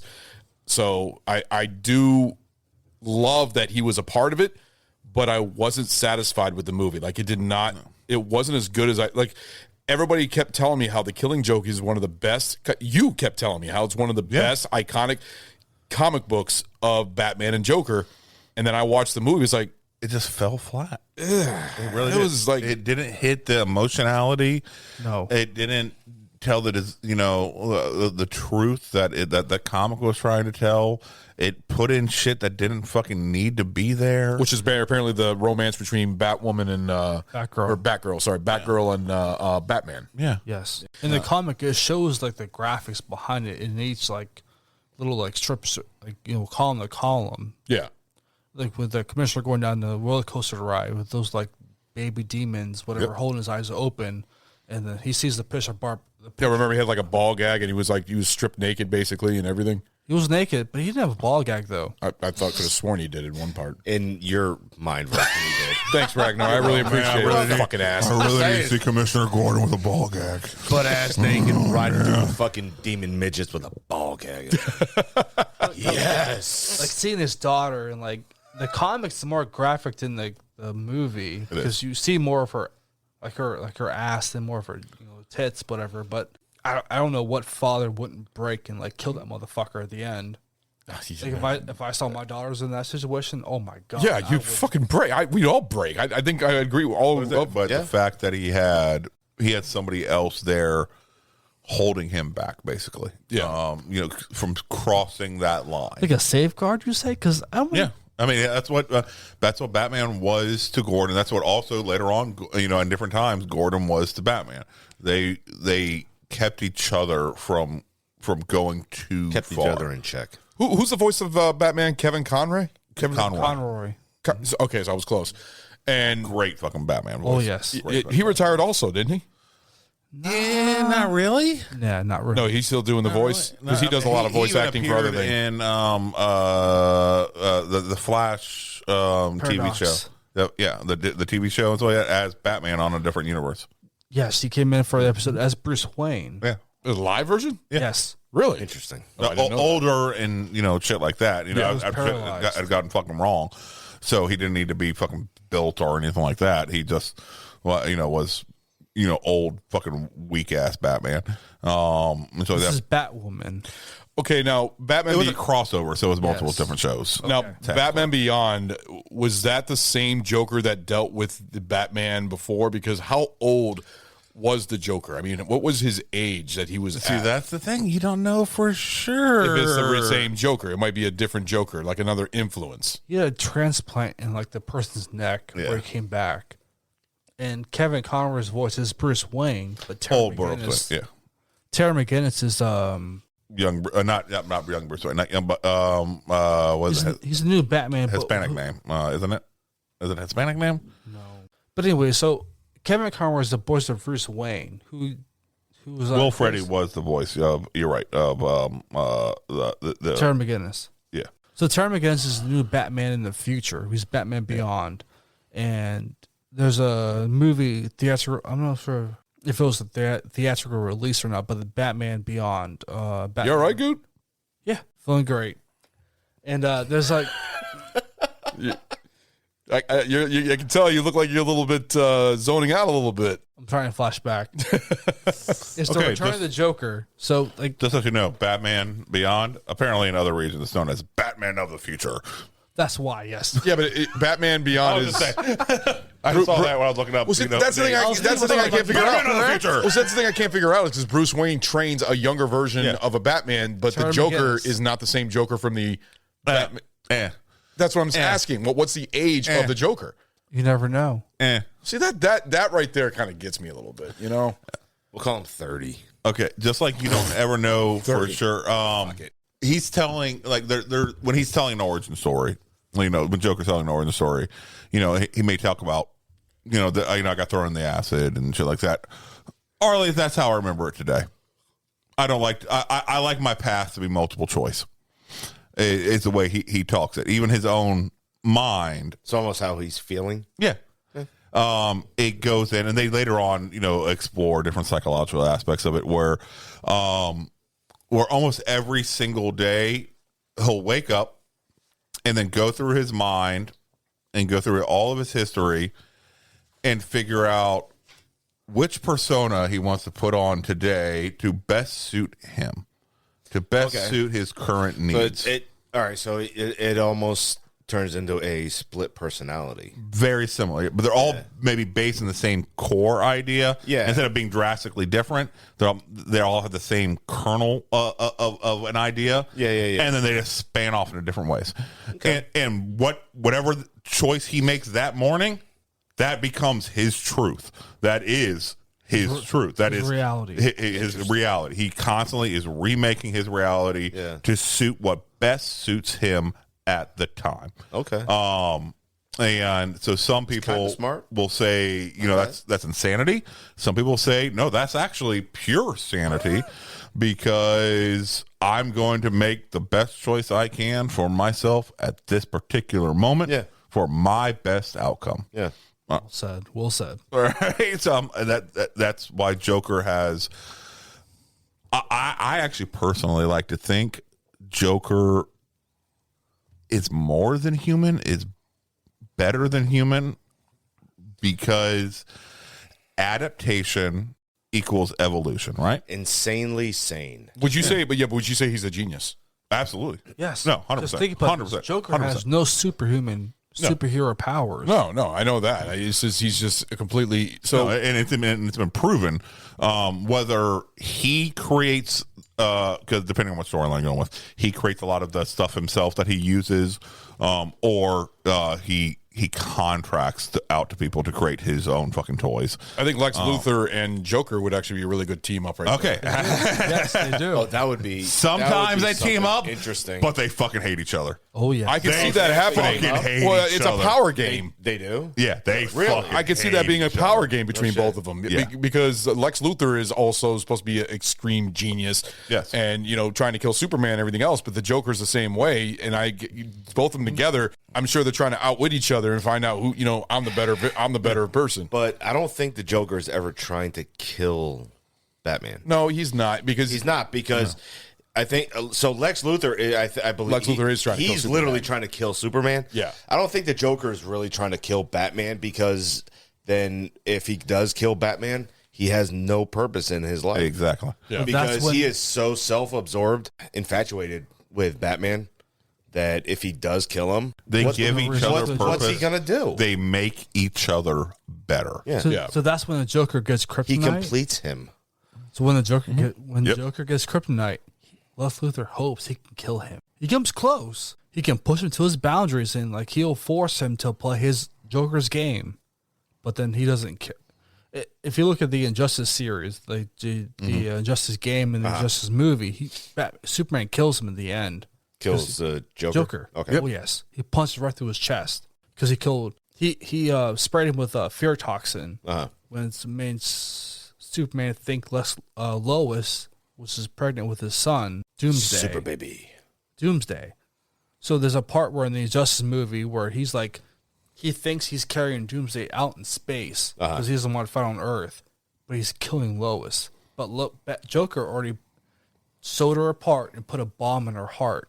And once that bomb goes off, whole Metropolis just explodes. What the fuck? Wow. Oh yeah. Oh yeah. This shit gets dark. That's fucking Oh, dark. yeah. That's I mean, I know that's the pretty fucking Joker dark. is a dark character. I mean, when you think of him, DC, well, DC is the darker, yeah. When it comes has to, always been dark. which is a good question here when it comes to Marvel and DC. What would who? Marvel can get fucking dark too. No, they Yes, can, Marvel but can definitely but get fucking dark. the question I have to ask is what But Moon Knight- DC has always been predominantly Yes. darker? But then you turn around and you look at the Superman. He is probably the paragon of superheroes. The right is right, good is It's the good. Boy Scout. Compared to anything that Marvel has to fucking offer. Well, who would you say? Oh, yeah. I Who mean, would no, you so say? you have the light of the light. Yeah. You also have dark, but you also have the light of But you light. got to have something. You need to have something there, though. Yeah. That would be a balancing act. Yeah, that's why once again we go down to it's the reason Joker is so great is because, like I said in the very beginning, he is the yin to Batman. No, absolutely. Yang. It's balance. It is balance, balance, balance, It's and like that's what makes the them Jedi. Yes, Who is a great equal in Marvel universe to the Joker? the only person that I could think of closest to would be Loki. Now, why is that? Because of his little. His willingness to fuck with people, trick people, kill whoever the fuck needs to be killed, backstab for his own well-being and enrichment. You also see a true character arc out of him. Now he's more on the good side, obviously, yada yada yada. Yeah, well, that's just for the MCU. I'm sure in the Yes. comics it's a completely different story. Yeah, at different times.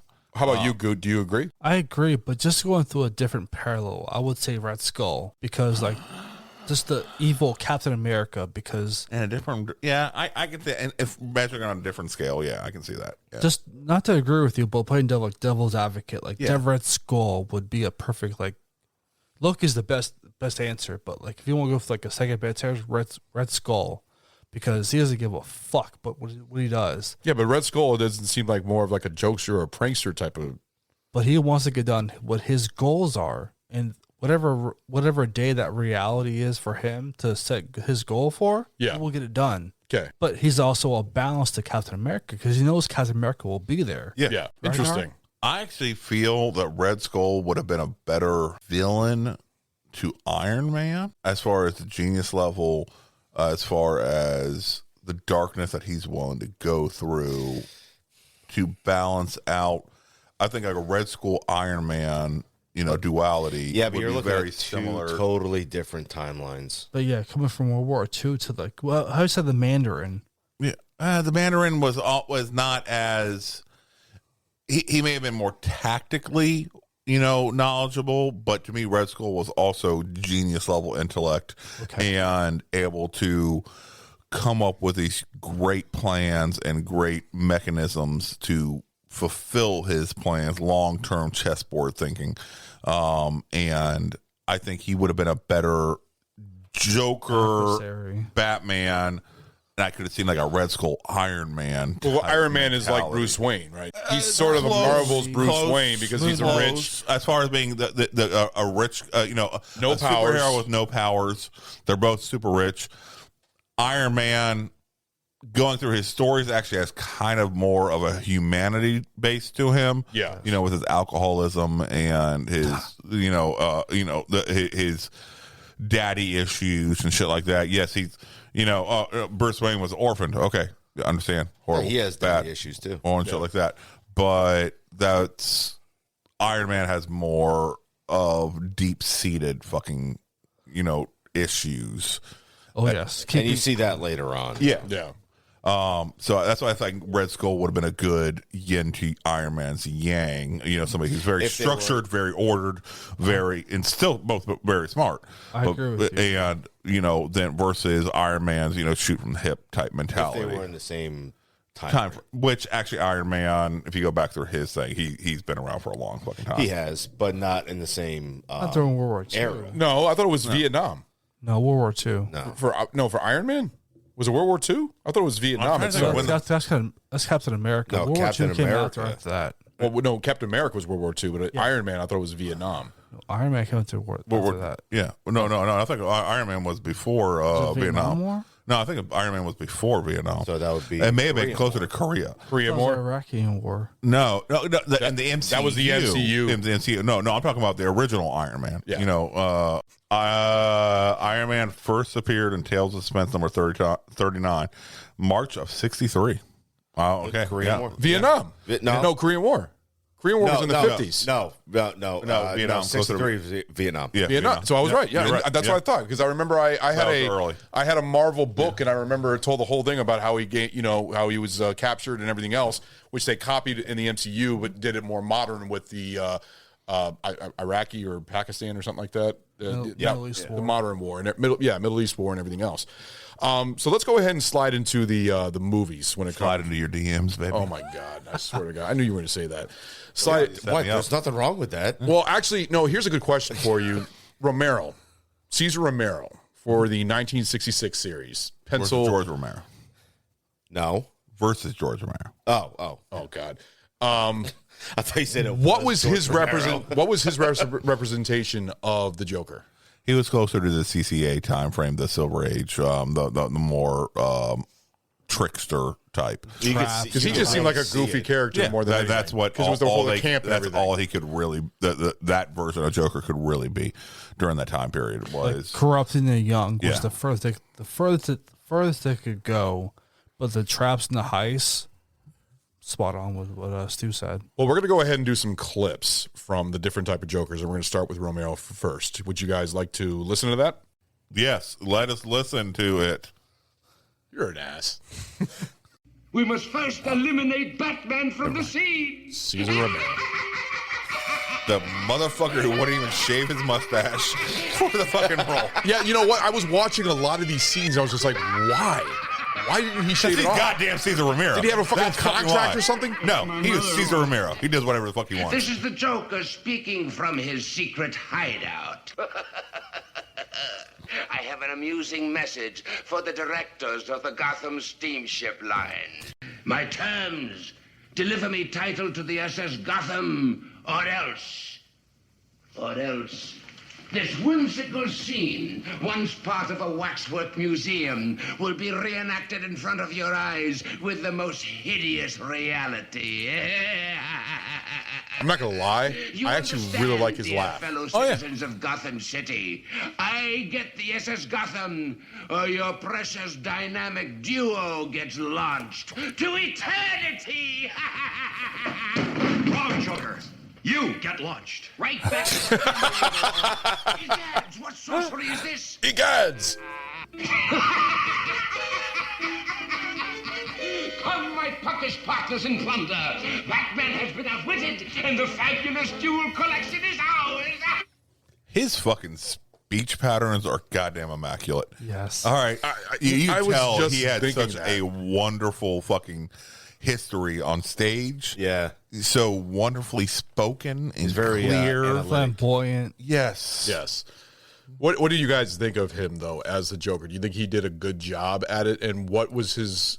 You said that his was more closer to the... What was that? The Silver Age. The Silver Age? Yeah. For the time, I think it was actually very good. I personally think it was very good for the time being. Worked Watching- perfectly with Batman 66. You know, the campiness that was inherent to that Batman. But watching this, because I remember I used to watch that, like, I think on TNT, you know, the POW and everything else. I used to watch the series when I was younger.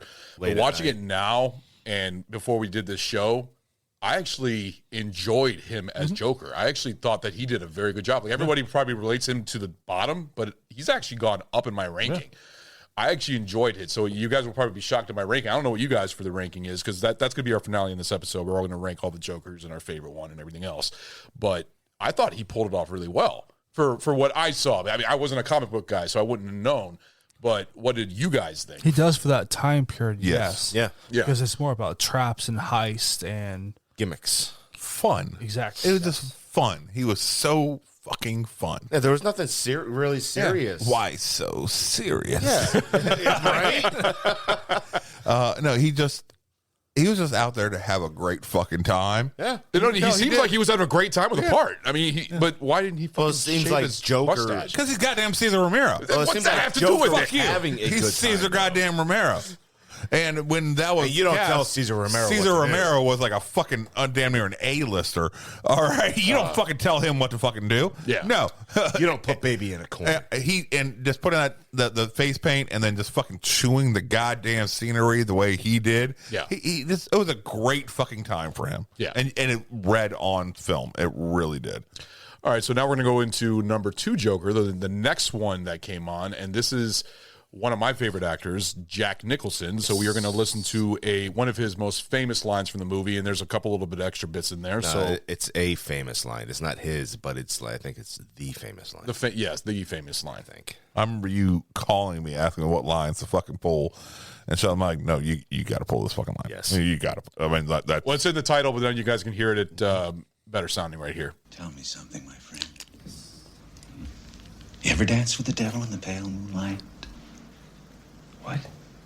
I always ask that of all my prey. I just like the sound of it.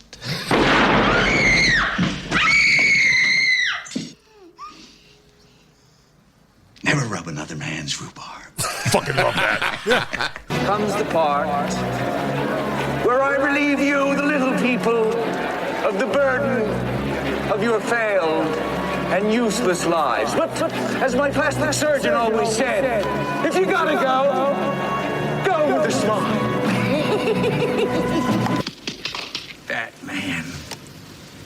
Batman. Can somebody tell me what kind of a world we live in where a man dressed up as a bat gets all of my press? This town needs an enema. I'm only laughing on the outside. My smile is just skin deep. If you could see inside, I'm really crying. You might join me for a weep. I love his laugh. Yes. Loved his laugh.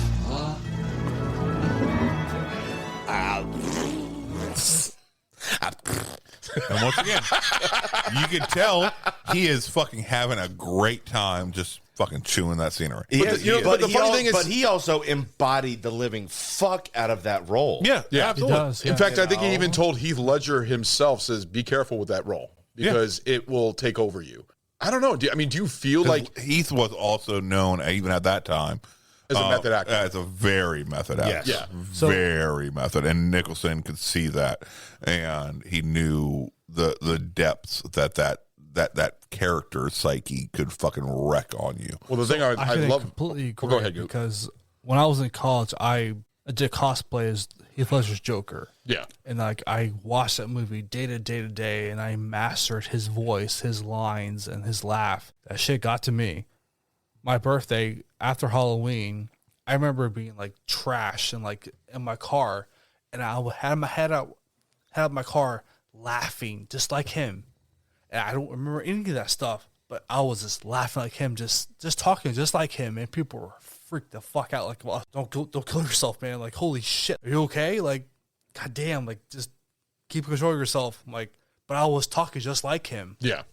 So it was something else. Excuse me. And then speaking of Heath, sorry, I'm trying to think, is there any other character that multiple actors have embodied and won Oscars for? Yes. Who? The Vito Corleone from The Godfather. Robert De Niro and Marlon Brando. Same character, different You said actors. Vito Yes. Corleone. Okay. Same character, different Oscars, both won I was Oscars. just trying to understand the question. Just like Heath and Phoenix's Joker. You didn't know that? Wait, say that again. They both. Say the names again. Wait, Marlon Brando and Robert De Niro. Both One played? for Vito Corleone. No. Was it Vito Corleone? Did I get the name wrong? Yes. Oh, who's that? Who? Oh, shit. It was Vito. It was Corleone. I know that. yeah, it's Corleone, but I thought it was Vito. That's Vito a crime Corleone. lord. Yeah, but the thing is, it was two different actors who won an Oscar For the same role. for the same role. Okay. Godfather Part 2 and Godfather Part 1, and then you also have Heath who won for Dark Knight and Joker or Phoenix who won for Joker. Why are you looking at me like that? They never played the Joker. no, that's the only thing at all. He did not win. But they did not quick win Oscars for the fucking Joker. He is not saying that at all. Hold on. But Heath Ledger won the best supporting actor. Yeah, well, but the same role. Hold on. Marlon Brando and Robert De Niro played the same exact character, younger Corleone and older Corleone. They both won an Oscar. Is that about Taxi Driver? No, Godfather. Godfather Part 1 and Part 2. Taxi Driver, completely different fucking characters. But that's the main role of the Joker movie, was Taxi Driver. I think he embellished that role. Like he kind of, just like Heath Ledger kind of influence was from Clockwork Orange. So is there any other character then that has won multiple actors that run Oscars for their role? Oh, you're talking about just one single actor? No, I'm talking about one character portrayed by different people. Like I said, yeah, but the only one. No. Yeah. Only Godfather and the Joker, Dark Knight and Joker. Which should go to show you then how wonderful of a character the Joker is, that he can be portrayed in two totally different fucking directions and still goddamn Oscar-worthy performances. That's what I'm saying. Robert De Niro and Marlon Brando. I hear you. There's no other actors that have done that. There's no other character that has that. No. So, and you got literally the Godfather, the motherfucking Godfather, who is always in talks of best films of all fucking cinema history. Yes. And now you're talking about the Joker. All right. And people always want to shit on comic books and comic book movies and saying they're not real fucking pieces of art. How can you fucking dare do that? No, see, I find that unfair because I think they are. I think exactly. The Joker is a piece of art. I think he is a very well-made character. Exactly. And that's why I can point to that and saying, listen, if you're going to have the conversation of The Godfather being, Godfather 1 and 2, yes, there is a 3, but it's garbage compared to the first two. But if you have The Godfather in a conversation as greatest film, Vito Corleone. That's what I said. Vito Corleone. Yeah. So I was right. So you have the conversation of Godfathers being film history. Yeah. Then you need to also now include Batman movies as being part of film history. They actually, I think the Batman movies are the only ones that have been really nominated for any type of. Yeah, I think the Dark Knight. No, Black Panther. Yeah, but that was. I disagree with that. Panther. I disagree. There actually have been a handful of. I think that was short actors. 2 actors playing the same role to get the Oscars. I can't say it. There's been a handful. What else? What else? All right, so not just nominated, but actually win the show. All right, so Rooster Cogburn, with Jeff Bridges and John Wayne. Henry V, with Laurence Olivier. Yep. But Jeff Bridges win for True Grit? I believe so. I don't think he did. I think he was nominated, but I don't think he won.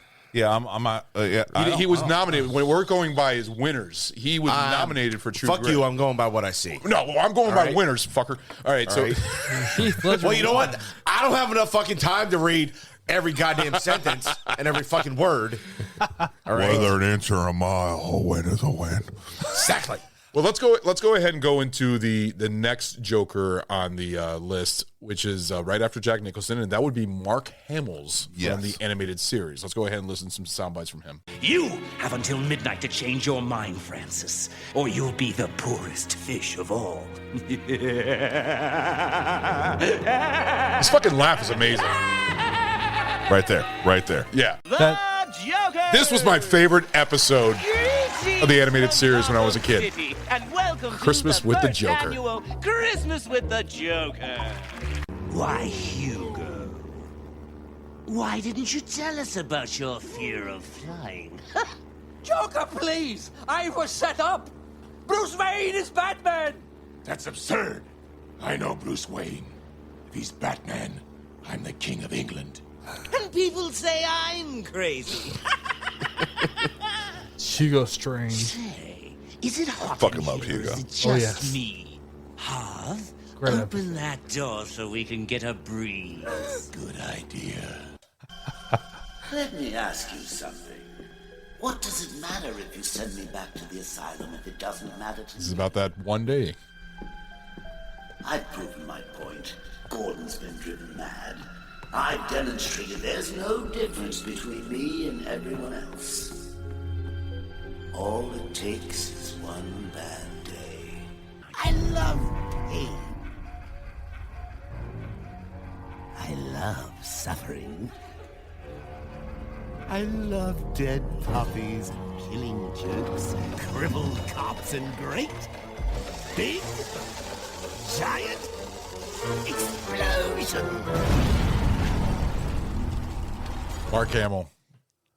God, I love him. So what do y'all think of Mark Hamill's version of the Joker? Honestly, did pretty damn well, I think. For and it's just a voice too. That's the thing. It's not even. It's just voice watching acting. it. Yeah, he portrays so much feeling in his voice. It works so fucking well because he's not known. He's really known for Star Wars. Yeah, as Luke Skywalker. You but then know. it shows how much talent that Mark Hamill has with the voice acting. Yeah, and also as Cockblocker from Jay and Silent Bob's Cockknocker. Yeah. Jay and Silent Bob's Strike Back. Mark Hamill's Joker, would you say, is probably one of the best? I mean, out there, because there's a lot of actors that have also voiced the actor too, which I don't know all the other actors. There's as far as voicing the actor, 100%. Yeah. As far as voicing the role, just voicing, 100%. I will fucking fight you goddamn tooth and nail if you try to say anybody has done a better embodiment, just straight vocal work. Now, do you feel though that he fits in the top 6 that we have here that we're talking about? Yeah, and I'm even going Brent Spiner himself, also voiced Joker. Yeah, and shit like that. And fucking Mark Hamill just blows him out of the goddamn water. I can't believe Brent Spiner did the Joker. Did he do a good Joker? It was okay. I mean, it was fine. It was good. It was no Mark Hamill. I mean, I completely agree with Stu.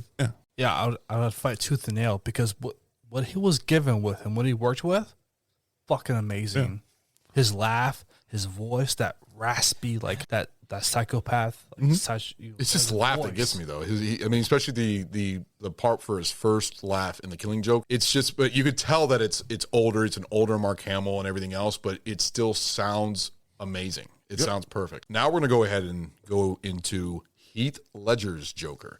So here is the clip from Heath Ledger. I was sitting in Gordon's cage.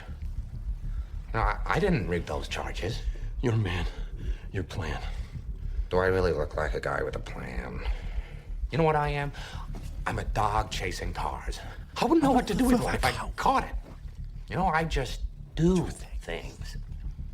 The mob has plans. The cops have plans. Gordon's got plans. You know, they're schemers. Schemers trying to control their little worlds. I'm not a schemer. I try to show the schemers how pathetic their attempts to control things really are. So, when I say, come here, when I say that you and your girlfriend was nothing personal, you know that I'm telling the truth. The only sensible way to live in this world is without rules. And tonight, you're gonna break your one rule. I can't stand Christian Bale. You know, What? I don't like Christian Bale as Batman. I'm sorry, don't. It's the whole voice. His fucking lisp and his like anal nasal voice. I don't like it. Anal? I meant nasal. Anal? Nasal. Anal. I meant nasal. Listen to this clip. You motherfucking said anal tanal. We cannot fucking ignore that. No. Pause this shit. We need to dissect anal tanal. What is anal tanal? I meant nasal. I didn't mean anal. Anal tanal. I meant nasal. Anal tanal. Wow. What? I'm speechless. Okay, hold on. All right, I'm going to take a chance. Go ahead. I'm voting for a punishment shot for anal tanal. Are you fucking serious? I second that shot. It's up to you, Ragnar. For anal tanal? Anal tanal. How insane is that fucking shit? If you understand the context of what he just said. Anal. He was trying to say nasal. And he somehow came out with anal tanal.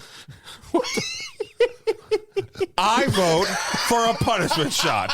Second that. It's all on you, Ragnar. I'm gonna go no. It doesn't matter. 2 out of the 3 fucking work. Why were you even fucking asking him then? I was hoping for a majority. I was hoping for fucking unanimous. Why the fuck do you say that? It just came out. Came out anal tanal.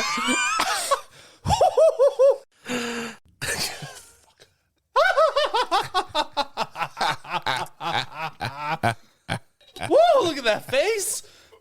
Oh, the struggle. You're welcome. Hey, that sounds just like the Joker. And I thought my jokes were bad. They are. All right, let's go back into the clip. Yes. I'm considering it. You know, there's only minutes left, so you're gonna have to play my little game if you want to save one of them. Yeah. You know, for a while there, I thought you really were, and the way you threw yourself after her.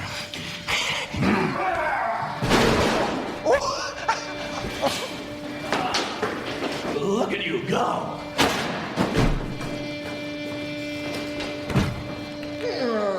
What does Harvey know about you and his little bully?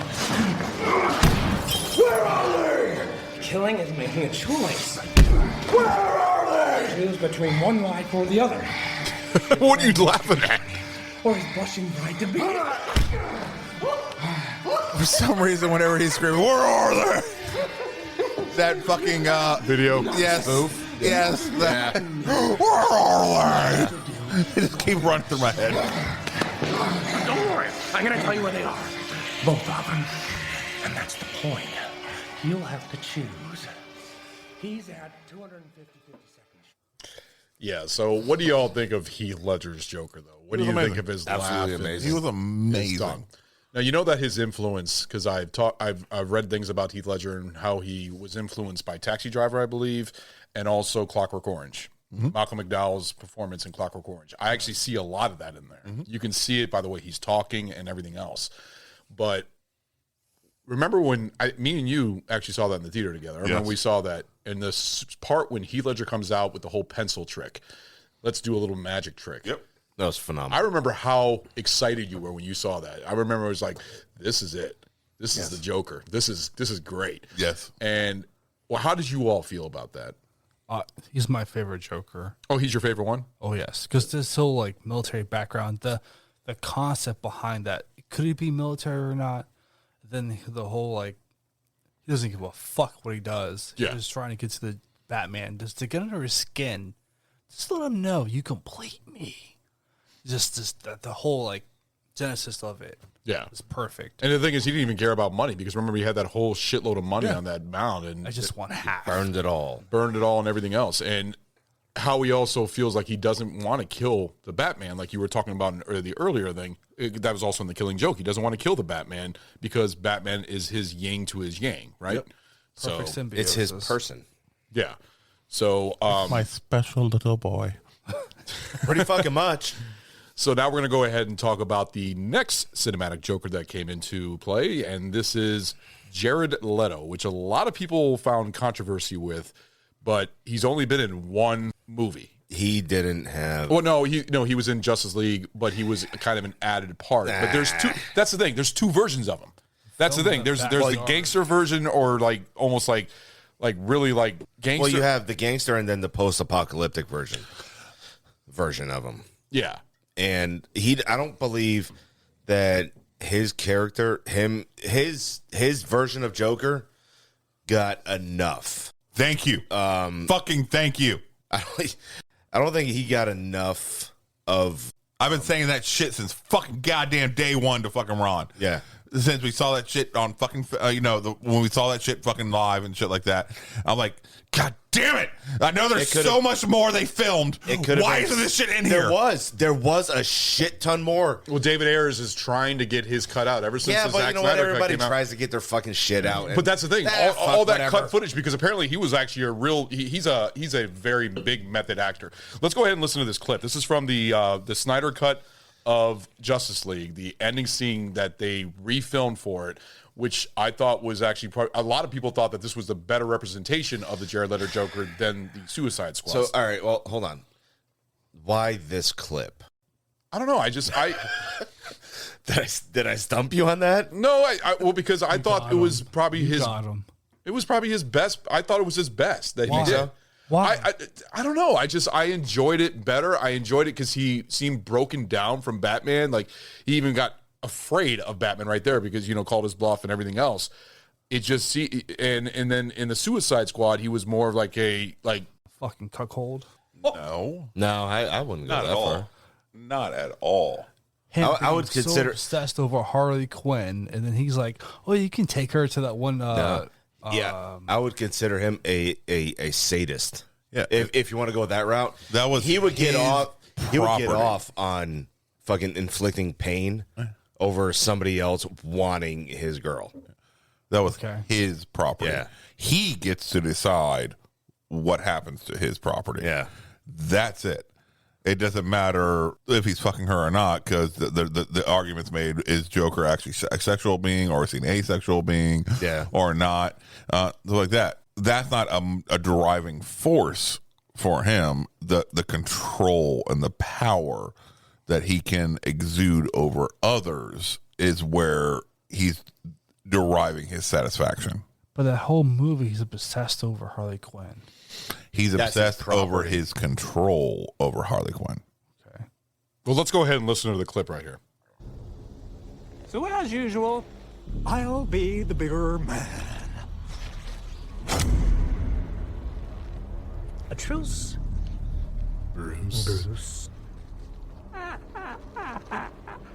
As long as you have this card, the truce. But all you have to do is tear it in half, and I'm happy to discuss with you in any way you like why you sent a boy wonder to do a man's job. You're good.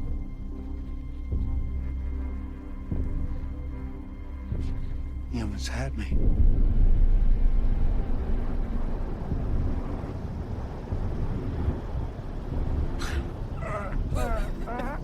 What do y'all think of his laugh? I love it. I love it. I absolutely fucking love it. It's very unique. It's very psychotic. I think his laugh is more fucking psychotic than some of the other ones. Even Heath Ledger? I think it's on par with Heath Ledger's in a different way. Because I think Jared Leto's version it's similar to Heath Ledger's, but in the way you don't know what he's gonna fucking do. It's a very slower laugh. It's a very Slow down and It doesn't broken seem down. psychotic. It seems Or more broken. yes, that's a better word for it. It's I don't know. I've actually respected a lot more. I guess when I first saw Suicide Squad, because from what I can tell, you and Stu, you actually really respect Jared Leto's Joker. I mean, I respect what it could be. Could have been. Yes. Because I'm still holding out hope that because the scenes will there come was out. a lot of fucking talks of him having his own. Yeah.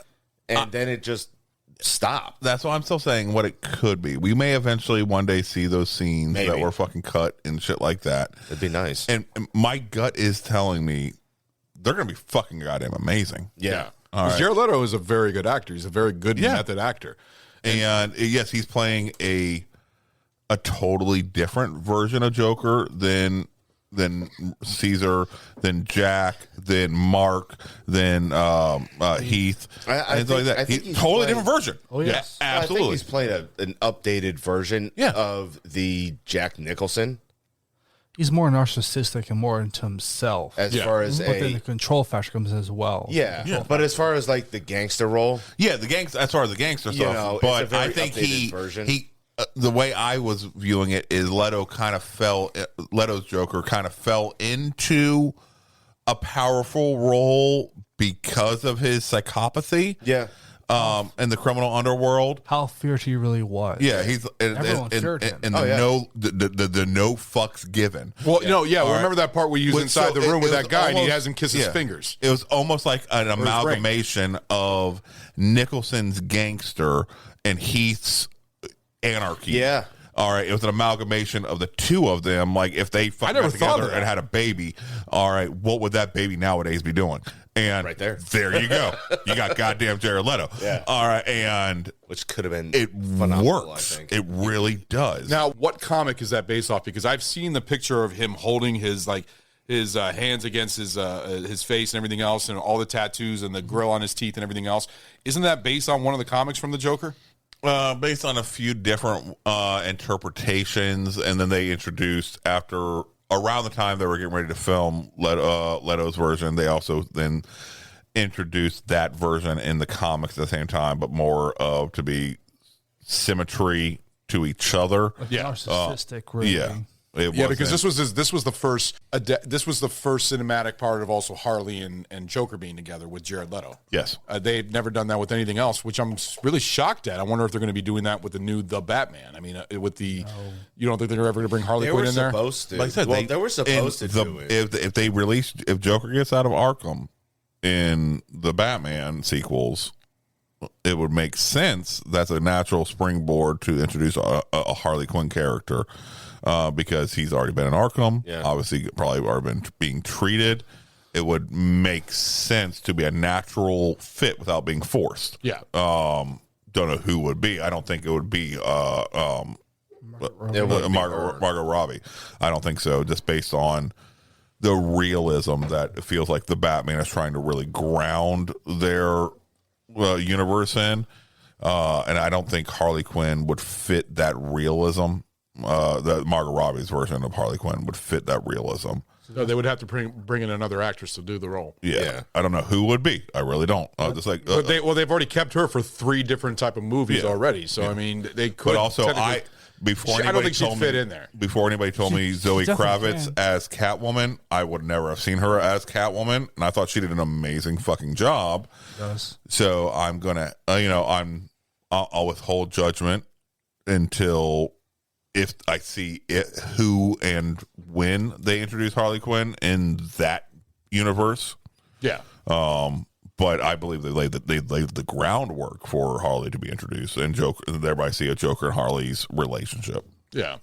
All right, let's go ahead and go into our last one. Well, actually, not last. We have an extra one that we're going to talk about after this. But let's go ahead and talk about Phoenix. So here's a clip of Phoenix of the killing of the show host Murray. You think men like Thomas Wayne ever think what it's like to be someone like me? To be somebody but themselves? They don't. They think that we'll just sit there and take it like good little boys, that we won't werewolf and go wild. You finished? I mean, there's so much self-pity, Arthur.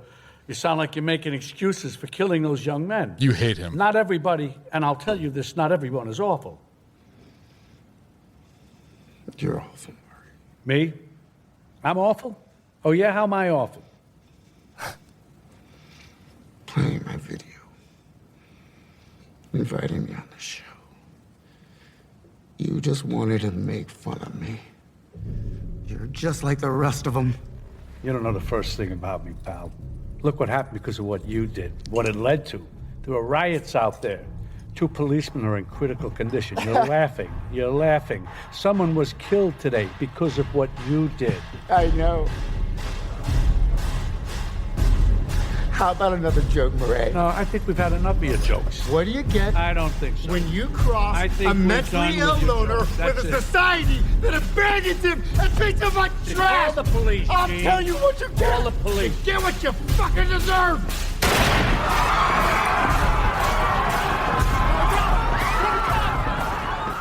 See, this Joker was tragic compared to the other ones. There was no tragic or tragedy with the other Jokers. This one, you feel a lot that more. You know of. That I know of course, but I mean, you don't know what the any of those other ones' origin stories actually truly were. You don't. You in this one, it was his origin story. Whether it's true or not, don't know. How do you all feel about Phoenix's Joker? How do you feel about his? I love the movie. I love the film. I really do. You hate Murray. I thought De Niro as that fucking goddamn talk show host, and I'm a huge fan of De Niro's acting. Yes, I am. I thought it was the worst part of the entire fucking film. I really did. It pissed me off so much every time. Which is weird because I think that's the most popular part of the film. I mean, I think that's. Alec Baldwin was supposed to be that part, but he pulled out though. Who? Alec Baldwin. Oh, Baldwin. Oh, no, Alec Baldwin was going to be Thomas Wayne. No. I thought he was going to be Thomas Wayne. Murray. Look that up because I guarantee it was supposed to be Thomas Wayne. Well, then fucking go ahead, goddammit. Yeah. You literally have a computer sitting in front of you. And he's on his phone. On his phone. I thought it was supposed to be Murray. Murray. It was a good movie. I thought it was a wonderful It was movie. actually, I think it was Wonderful. Yeah, no. I think- What I a think bizarre it's a tale is that beautiful Alec Baldwin was briefly lined up to play a Trump-like version of Thomas Wayne in DC's upcoming Joker Origins movie. So it was Thomas Wayne. But the fact is, on Phoenix, on his Joker, a lot of people think If it's actually him. That's the thing. You said he could be an influence to another Joker in the beginning because they've already confirmed a sequel to this movie. Yeah. Which is going to be interesting in how they're going to pull that off. Do you think that they're trying to go a different route into a different Joker? Because I don't even think Phoenix is going to be in it. I think he is. I think he will be. You really think I so? think he is. So you think he might be an influence to because was there ever a comic How are book? you looking at it though? Well, was there ever an Arthur in the comic books? Yes. There was. Arthur Fleck, yes. Before the film? Yes. Which storyline? I'm not remembering them. It was part of the Red Hood story where they finally give Joker a name with Arthur Fleck. Oh, yeah, that's right. But that was later proven to be an inaccurate remembrance. Part of his reality, yes. Yeah, that's right. Yeah. Well, how do you all feel though, as Phoenix says? Oh, wonderful. I mean, do you feel like he pulled it off well, the laugh and everything else? Because his as was far as the very film comedian, different. background and shit like that, believable. As far as somebody who has literal fucking goddamn brain damage, believable. Yep. And as far as somebody who, as society has shit upon, and this hits their fucking breaking point, anybody that I have talked to about this film, I always say, all right, don't go into it looking for a superhero film. It is not a fucking superhero film. No. It is a psychological thriller with roots in comic books. Yeah, that's what it fucking is. This is it's a mind fuck. Yeah, it is really a is. wonderfully done psychological movie that happens to be set in a comic book world. That's all it is. And it even tells the whole story. It gives you like a little insight on the killing of Bruce's parents, Thomas Wayne and Martha Wayne, in the alley from the whole influence of the Joker. Martha? Oh, you're going by Batman versus Superman. But how do you know Martha? I don't know. It's just interesting because I've watched this again and I've actually enjoyed it more. I enjoyed Phoenix's representation of the Joker. I thought he did a very good job, but he still isn't my favorite. But he's not bad. And I do think his Oscar was well deserved for what he did. But I'd still say Heath was a lot better than This him. is It's two different Jokers. So it's excuse me. It's two different versions of the character in two different worlds. Yeah. Yes. So you have all right. So if you want to compare Joaquin Phoenix's to Heath Ledger's, right? Heath Ledger's version of it was more in the superhero world. Yeah. With Batman and everything, him being the anarchist, if you want to call it the anarchist. And then the other version is I guess you want to call it an origin, maybe, of how he maybe came up. Almost. But it's that one there is a mindfuck with it delves into a lot of this was what 70s, right? 60s or 70s? Well, you talking about the time period of it of Joker? Yeah. Yes. Of the last one. It was very nebulous. I feel like it was 80s. Yeah, I was thinking about felt like 80s or somewhere in the late 70s, early 80s. Okay, but it was still very nebulous. They did a really good job of not pinning down a specific time period. No, you're not going to pin down as what I mean by that is like the way it looked. Yeah, But You know, the I way think they everything still looked. went out of their way to make it feel like this could have been shot, in today's time period, like that, just with some retro clothes or. Well, the Murray Show was very retro with the colors and everything else. But It if you seemed think very about it, 70s. a lot of late night shows will do the same type feeling now, just to emulate retro feeling. Yeah. But Well, the Murray Show aside. Yeah, I mean, overall, I feel like the whole film was kind of it's heavily implied late 70s, early 80s. Yes, but they didn't do anything to specifically tie it to that time When period. they introduce Bruce's parents getting killed, and when they start panning out when Joker gets out of the ambulance or the cop car, and they show Zorro, the Legend of the Gay Blade, it's like, oh, this is where it happens. Yeah. And then like you see Thomas and Martha and Bruce Wayne go out down that fucking alley. Yep. And it's like right there. You think 70s, 80s. But that could have also been. I think it was the 80s, a though. cinema showing, a classic film. No, and no, like that. no. I seriously think it was the 80s because I remember reading something about how this is supposed to take place in something around the 80s. But they did a great job to make it feel still modern. Yeah. This way, it doesn't feel like a dated film to you. Yeah. Yeah. Now, here's a good question for you guys. Who do you think nowadays would be, or actually, you know what? Let's go ahead and talk about the little cameo of the Joker in The Batman. Barry Keoghan. Barry Keoghan is the actor, which I believe the only movie I've seen him in is Dunkirk, and you said he was in something else? What was The it? Eternals. The Eternals, yeah. What did you all think of that? From that little representation of him behind the bars, you could see the scars, but his face is completely shadowed, but his voice, his laugh, what did you all think of that? If they do it right, I think it'll be fucking really, really, really, really, really good. When you say did it right, do you mean like rated R? No, if they do it right. There's a difference. Not PG-13 or rated R. No, I didn't say rate it right. Well, if they do it right, yeah, it has to be rated R. What he's saying Well, is it needs to be a darker R-rated version of the Joker. If they bring it in, I think if they bring his character in right, then I think it'll be done really well. Instead of just you get a little preview of him in there, in the fact of you just see his side profile with the scar on his cheek, so you already know he's already in Arkham. However they proceed with his character, if they do it right, I think it'll be done. I think it'll actually work really fucking well. I don't think it needs to be rated R. Rating wise, no, I don't think. I think it's going to be PG-13, and then they might release a director's cut. Look at with a darker version. Dark Knight, PG-13, but it was PG-13. But they got away with it. Christopher Nolan was a masterpiece. But it was PG-13. He's got a point. You don't need to be rated R to still do a great thing. You said Heath is your favorite, right? Yes. All right. PG-13. So that everybody approves. It doesn't need to be rated R to do it right. Okay, so we don't know for sure what it's going to be and stuff like that. You don't have to automatically think, it's rated PG-13, it ain't going to be good. You don't have to think that, because it can be done as a PG-13, still be dark, still be gritty, and still be believable and push the border, push it hard, obviously. Yeah. So, but it can still be push that. PG-13. I think it'll push that limit of like the rating wise.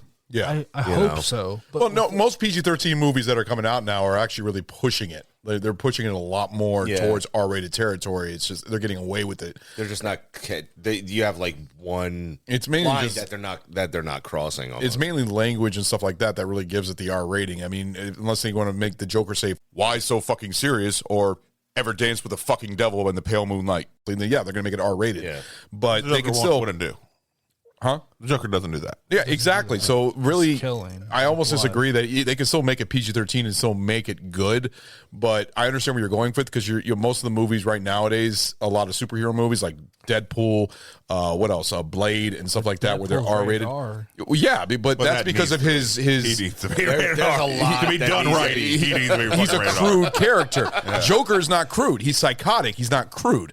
Unless they went like the whole Silence of the Lambs route or something like that, with the killings and stuff like that, it might be a little bit different. But like, who out there right now as an actor would you think would be a good Joker? because I already have one, but everybody thinks that he's too old. I think a lot of people agree with me is William Dafoe. I mean, a lot of people think that William Dafoe would make a great actor. No, so you disagree, but I still think he would do it. I think he would be good as a good older version of the too old Joker. right now. He's too old. Too old for right now.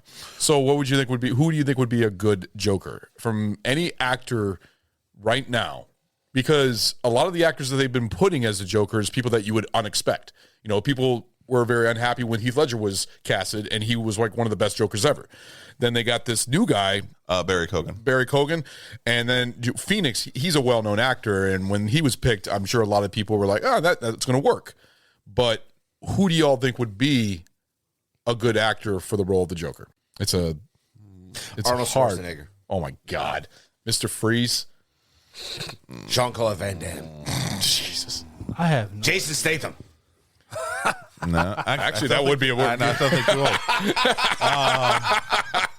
No, Liam Neeson. Actually, it would have to be somebody. He's too old. Skinny. I know. It has to be somebody skinny. Yeah. John Heder. No. Who? Napoleon Dynamite. Oh, fuck no. Well, That- when he- you have to say it has to be skinny, because Jack Nicholson wasn't all that skinny when he played the Joker, and I think a lot of people had issues with that because he was more of a chubby Joker. Yeah, but that was back in the 80s. Yeah.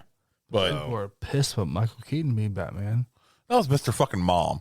All right, he's coming They out were with Mr. pissed. Fucking Mom. Exactly. and Beetle to be Batman and Beetlejuice too. So he was more of a comedic actor, and the fact that they casted him. So, but that's the thing. Okay, just because I've seen his range in acting, and I'd be curious for his fucking take on it, and I can see him physically embodying the role. Adam Driver. Oh, I could. I'd be curious to see what That he could would be do. fucking interesting. Depending on the type of Joker they give him to work with. see, I can see one. You know what? In the, You know who else? in the Jokers.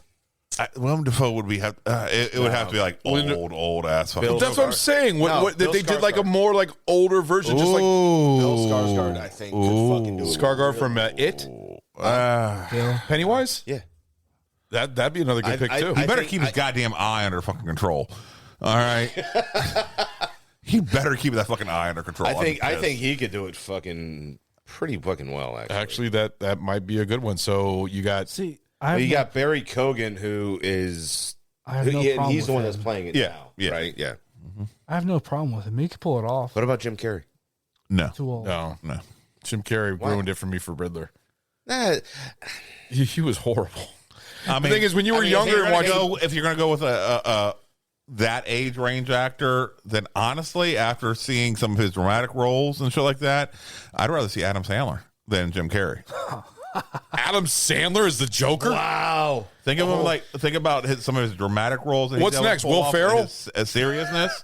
Your favorite actor? Fuck Will No, Ferrell. think about some of the seriousness roles. Elf is fucking Joker. And mixing it with some of his physical absurdity that he's able to pull off also. Yeah. You know, I think he would do a fuck ton better than Jim Carrey would. You know what? I know who. Tom Hiddleston. I was just about to say that. Loki. Just about to say that.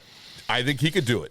I think he would actually do a good Joker. I think he could be another good one. Tom Hiddleston might be, because he's tall, lanky, he's skinny, and he's actually a very good actor. I think he might be able to portray the Joker really well. Hold on. I was thinking Doctor Strange. Let me just think about his name. Benedict Cumberbatch. Benedict Cumberbatch. You can pull it off. No. Maybe. He's got weird eyes though. Maybe. His voice, though. What about James Franco? Oh no. No. Let's go with Seth Rogen. What about Bradley Cooper? No. I don't think Bradley Cooper can do it. Leonardo DiCaprio. Actually, I think he was he was considered for Batman. Actually, I think he's too short. Yeah. What about Johnny Depp? What do you mean he's too short? He's 6 foot tall. What does Joker have to be like 6.5 or something like that? To truly embody him, to me, he's got to be at least 6'2", 6'4", at least. I think actually Leonardo DiCaprio was like 6'1". Once again, that's under 6'2". Oh my God, 1 inch. I literally fucking just said 6'2" to 6'4" at least. All right. Hey, what about Matthew McConaughey? All right. How interesting would that be? Okay, be different. if you're, come on, Goop. Who else do you think? You guys know who Matt Smith is? No. Sounds familiar. All right. It's hard to think of, isn't it? Oh, where the Going hell through all is the he actors. from? He was Doctor Who for that's his most Oh, famous yeah. role. Okay. Oh, Yep. I know All who right. that is. He was also in But Game he's of been- Thrones. Yeah, he's been in a handful of things since then, including playing some serious demented shit. Yeah. and stuff like that. Last Night in Soho. He's got the face. I think, and I've been a big Doctor Who fan. Yeah. for years and years and years, and I know the range that he can pull off. Yeah. You know, mostly he's always seems like fun, laughing and stuff like that, even the Dr. Who role, but a lot of times he'll play with some weird underlying pain and shit like that, and it really reads well across the screen. He's able to fucking do that. Yeah. I could see him doing something like that. I still vote for see Tom Hiddleston, believe it or not. I think Tom Hiddleston can pull it off. I agree with Stu. That looking at the picture again. So, all You right. can So pull it I would off. think either him, Brian Skarsgård, or Tom Hiddleston. Yeah. I think one of those three, just because the look that they have would I think could actually fit that fucking role. But do you believe pretty that? dang well. But do you believe that William Dafoe would be for an older version of the Joker? Do you think he'd make a good? I mean, if you're talking like Batman Beyond, time frame, fine. I'll take William Dafoe as fucking Joker and Batman Beyond time frame, Batman 2099. Yeah. All right, fine. I'll take that shit. All right. Right now, motherfucker looks like goddamn death walking. Okay. Yeah. Picture all right. He's had a rough life. Yeah, I'm sorry. No. The amount of makeup that you have to put on that motherfucker. All right, you might as well just cast somebody else. All right. All right. Well, let's go ahead and go into our. You guys good for your ranking and your number one Joker? Yeah.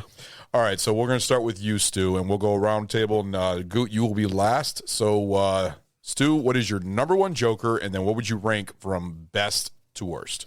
All right. My number one is probably going to be Mark Hamill. Really? Yeah.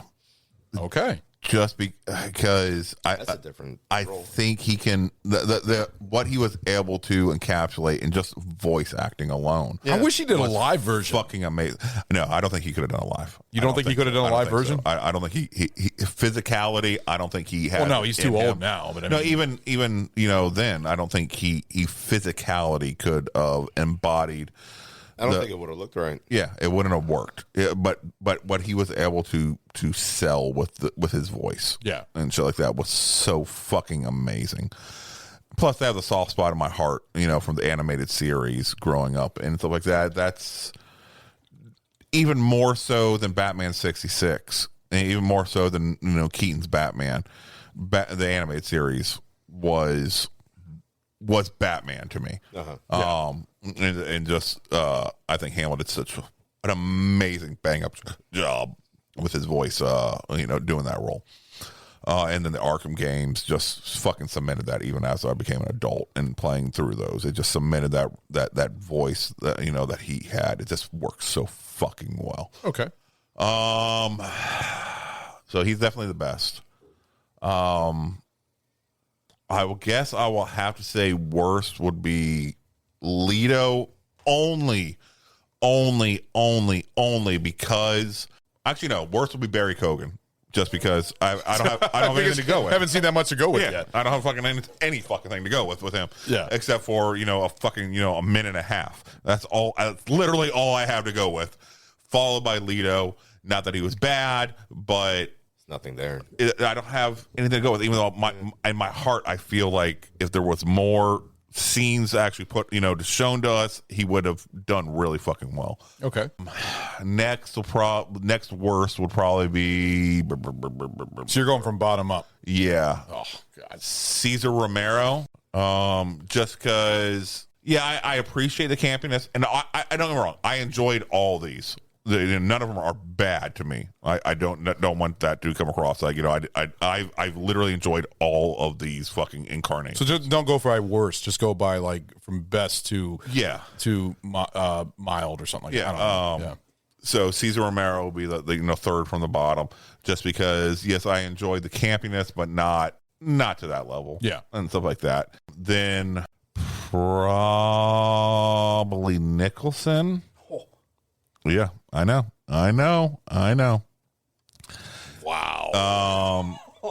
He was fun, but he was didn't have as much depth or dimensions as Heath Ledger's or Phoenix's. And so that's why I got to base it off of that. I'm wondering where Phoenix is on your list. So keep going. Then it's probably Ledger, and then it's Phoenix. What? Yeah, I think Phoenix is my second. Just because of the depth that portrayal was able to be shown, and the emotional connection and the ride you're taking with that character, it just fucking screamed and grabbed your attention the entire fucking time, and really couldn't turn your eyes off of him. Your list really shocks me. Yeah, like I was completely surprised by that list. I mean, I knew Mark Hamill was on the top. Yeah, because you've always talked about how you loved Mark Hamill, and I kind of figured he was going to be either one or two, and he's one. Yeah. But I never thought that you would have Phoenix over Ledger. Like I was shocked by that. And just because of the depth of and breadth of emotions, that Phoenix was able to have the time. Because he had the entire fucking movie focusing on him, to show this character. Ledger had literally one fucking film, and he wasn't even the main character, in said film. So he still had limited screen time. So only a limited amount of time to show his breadth of, connection versus Phoenix, who had an entire fucking film to take you on this fucking emotional, psychological fucking roller coaster with him. Yeah. The entire fucking time. Yeah. And like I said, I'm not saying that Ledger or Phoenix one is a better actor than the other or anything like that. It's just as far as my emotional connection that I was able to build with said role, then that's what I'm basing it on. All right, Ragnar, it's your turn, buddy. So your number one favorite Joker, and if you want to go by Stu's way of going from worst to best or best to worst, it's up to you. Because I'm not going to follow no. the way that he's doing it. Blaze your own trail. Goddamn right I will. All right, so my number one personally is Jack Nicholson, in Batman, because for me, I'm gonna say he's the original, even though Cesar Romero, I think, is the original. But I think Jack Nicholson played the role very well in the fact of he played the gangster role very well, but he was also a very smart-ass fucking role who I want this is what's going to fucking happen.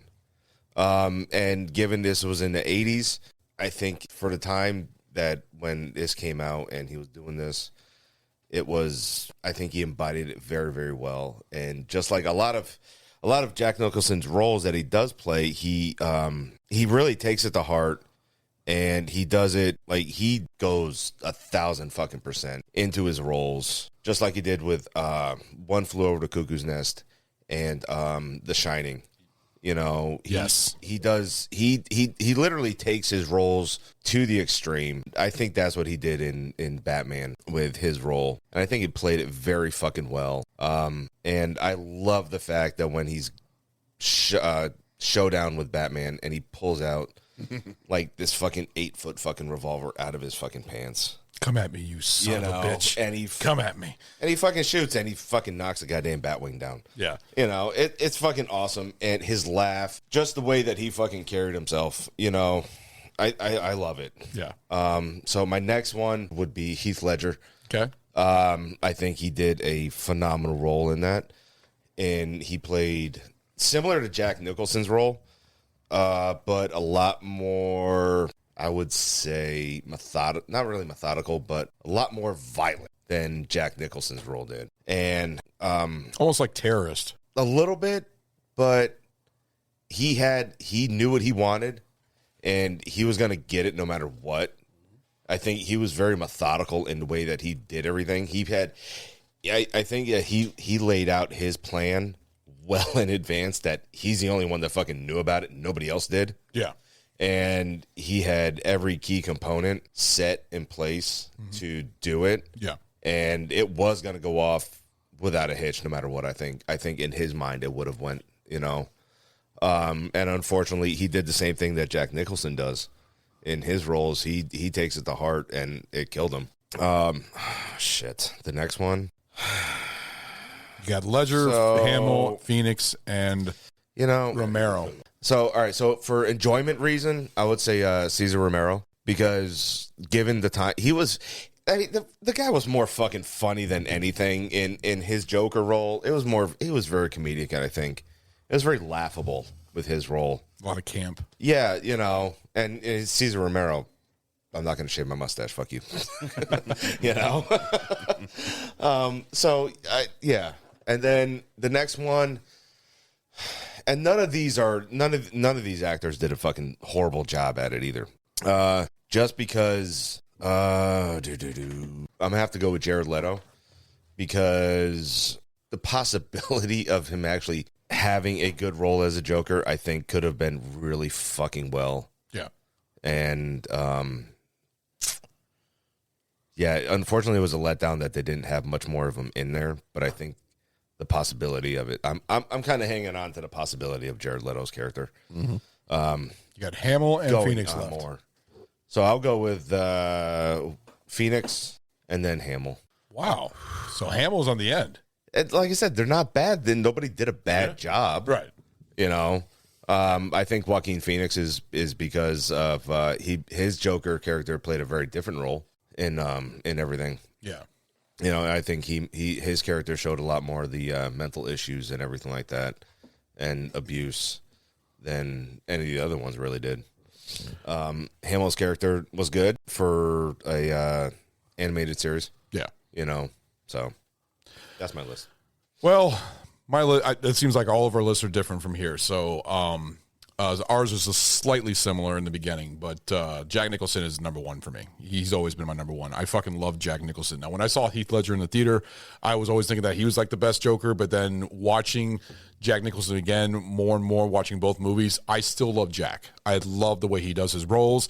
I mean, the fucking guy kills his number two man, or his number one man, right then and there when he gets mad because his balloons fucking fly in the sky.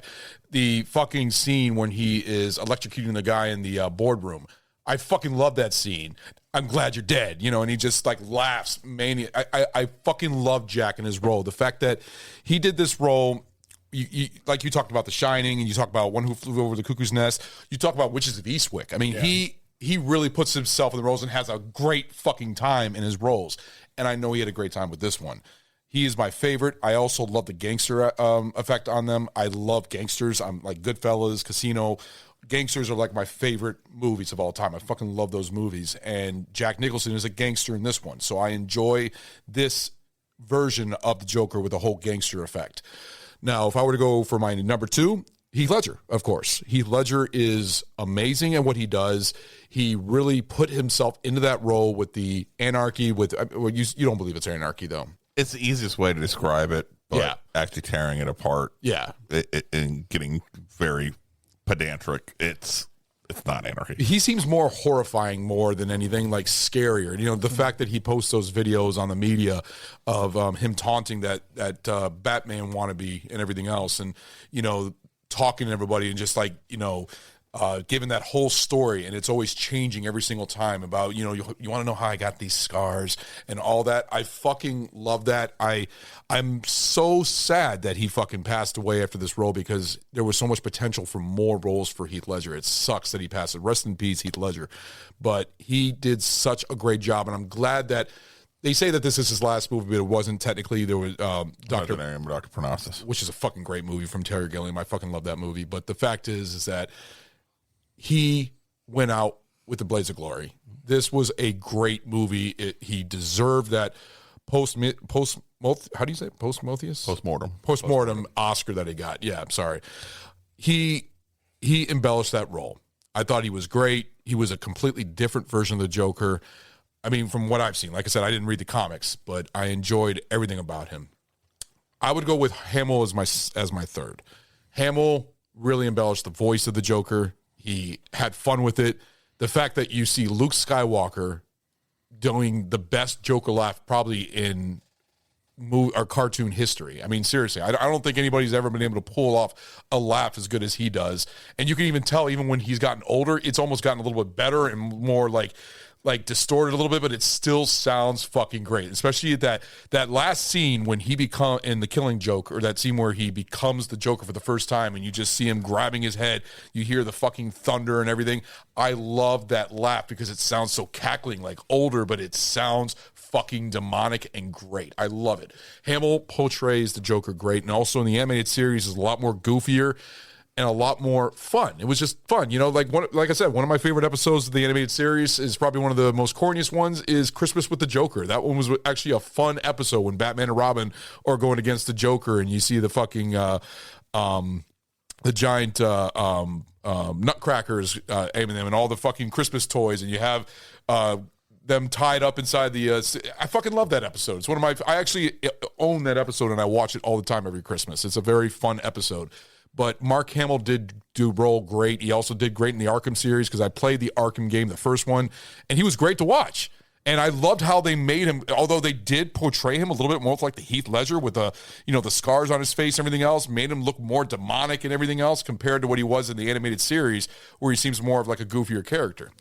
If I were to go for my number 4, it would be Romero. And he's jumped high on my list because I always thought he would be at the bottom, but actually watching the series older, I enjoyed it as a kid, and I didn't think anything of it. But watching it now, he had so much fun on the role. He was actually fun to watch. Like, I was like, I actually want to watch the series. Adam West is corny as fuck, but he's still fucking Batman. He was the original Batman in the series. But the fact is, Romero did a great fucking job. He was very fun to watch. The way he talked, he was a method actor on stage and stuff like that. Yeah, he was a very well-known stage actor. Yeah, he did great. And you know what? Who gives a fuck about his fucking mustache? I don't care. He still did the role great. He has a great fucking laugh. I actually watched a whole bunch of videos on YouTube of all of his laughs. I was like, man, he's actually got a great laugh for a Joker. He's embellishing and having fun with the role.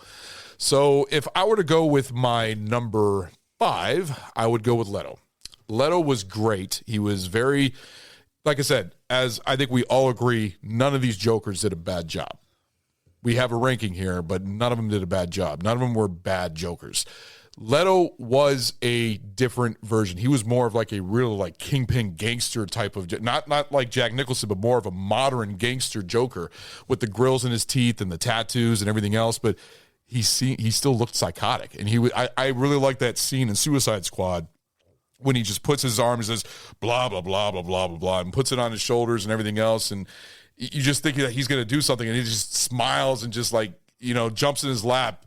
I loved it. I thought Jared Leto pulled the role off really well. I thought that the scene in the Zack Snyder cut, it was a different version. It was a different version of the Leto because I guess it was a more, post-apocalyptic, Harley dying and everything else, and he was more scared, but he looked completely different in his role compared to the whole with the. I don't even think he had the grill in his teeth. He didn't even have any of the scars or the tattoos or anything. Longer hair. They completely changed it, but I think they tried to make it more like the Jokers that have been in the other cinematic movies. They tried to do something different because I think a lot of people had controversy with him as the Joker the way he was in this one. I would love to see these other scenes. I really hope that David Ayer gets his cut out. Maybe someday it'll happen. They did it for Richard Donner. They did it for Zack Snyder. Maybe they'll do it for David Ayer. We never know. But the fact is, David Ayer says that there were so many scenes that the studio cut that on the cutting room floor of the Joker, we need to see those scenes. I mean, please. I wish there was a hashtag out there. I think there is. Release the David Ayer cut. They need to release those scenes out because I think people will respect Jared Leto's Joker a whole lot better. Now, if I go to my last, I liked Phoenix. I enjoyed Phoenix. But it wasn't the Joker that I'd like to watch. To me, it was a little bit more tragic. It was dark as fuck. I mean, he killed his mom. I mean, put a fucking pillow on his face and just smothered the mother inside the hospital. I mean, and killing everybody. I mean, killing the guy on the show host right on live TV. And everybody respected him. Everybody was influenced to him. You see all these followers of him. They fucking save him from the back of the cop car and everything else. And you just see him take that blood and put it on his face and make that big smile. Beautiful scene. Beautiful scene. I love that scene in the movie. That's actually probably one of my favorite scenes in that movie is that when he's just looking around and he's getting all this respect because he didn't get the respect before because he was just kicked down and everybody fucking hated him. And then you just see him smile and just everybody just loving it and loving this character. I mean, like I said, we don't know if he is the Joker. He might be just somebody that's going to influence the future Joker, but he still did a great job at that role. And of course, I'm gonna put the new one from the Batman, because we only saw a fucking minute and a half of him or something like that. Yeah. Well, what's the actor again? Barry Keoghan. Barry Keoghan, yeah. Am I the only one who remembers this fucker's name? I don't remember shit all that well. But I still think that, believe it or not, I'm gonna say this because a lot of people I've talked to said they love his laugh. I didn't like his laugh as much. I don't know why. I didn't really think it was a good laugh. So I'd like to see what they do with it, and if they make this guy, I mean, this guy is, confirmed as the new Joker or influenced Joker or whatever, because you really never know who it is. No, Matt Reeves has confirmed that he is going to be. He is the Joker. Okay, so. No, Matt Reeves didn't say proto Joker. He said he is the Joker.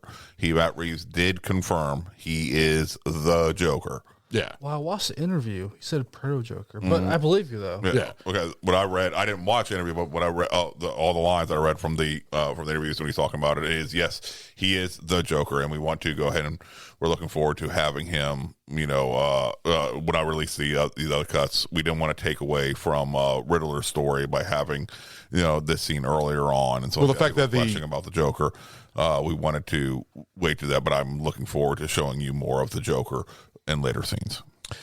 All right, so we're going to go ahead and close out with Goot giving us his number one Joker and the rankings. So, Goot, what is yours, buddy? Okay, so going number one, Heath Ledger, because of the, I don't know, I love the whole unknown background, how the movie starts with a bank robbery. Yeah. And then, just going for, the military background, I just took this whole city down from gunpowder and gasoline. That's all he needed. Yeah. But then this whole methodology behind what he says and stuff like that, how he gets the followers and just how his character build starts from there. I love that scene. It just resonates with me. Heath Ledger is the best. Number two would be Jack Nicholson, because yes, based off the earlier comics, he's more of a gangster. You see the flower, venom, the poison gas. You see more of a story from the background, from his name being Jack Napier, this gangster background and that whole origin, and then just how original, how Jack Nicholson just loved that character, and just how we just grew with it, and just how he melded well with Batman, how they both just complemented each other. So I love that. Number three would be Mark Hamill. I love his voice. The animated series is true to my heart. Number four, I guess would be Joaquin Phoenix. I love his laugh. I don't know. It always gets me. I just love his laugh.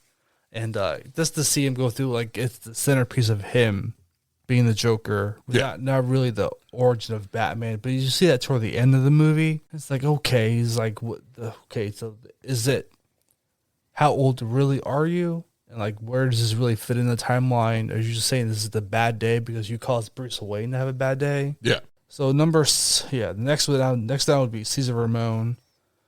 Just classic. I have all those DVDs. Cesar Romero. Yeah. Sorry. So yeah, I have all those DVDs out. I have my kids watch them. They love all those episodes, the classic episodes, the campy stuff. Actually, I'm thinking about letting my kids watch that. I mean, the original. Absolutely should. Yeah, those are just fun. They're just fun movies. There's nothing wrong with them series. Then last, I love the Riddler.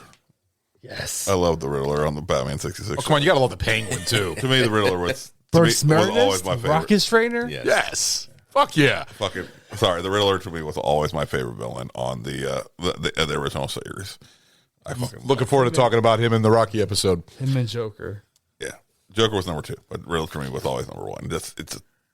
I don't know. Laughing. But yeah, everything just seems so insane about him. I love that dude. This crazy looking fucking skinhead.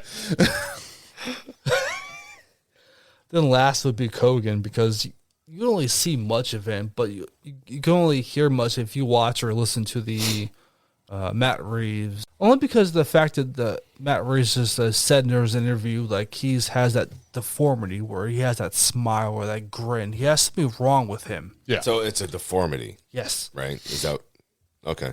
But also, you don't know if it's a birth defect or if it was something that caused that deformity. Yeah, Technically, anything is a deformity. I was taking that as a birth defect. Yeah. So they have so much to play with that, but I just hope they go with, like, I don't know, to more of the rated R factor where he's just killing people. Just because at the end of Batman, you have, my hope is with the people. My hope is for the people to endure this stuff. Yeah. And then you enter that next phase where Joker possibly comes in, where he tries to take that hope away, where he tries to instill that fucking bad day. He can cause anyone to be a Joker, but he's just fucking killing people left and right. Yeah. Just that psychotic way. Yeah. That's the version I hope they go with, but it'll be interesting to see how if they encompass much of all of them, or if they do their own thing with him. Yeah. Okay, so here's my prediction for the Batman universe that they're building.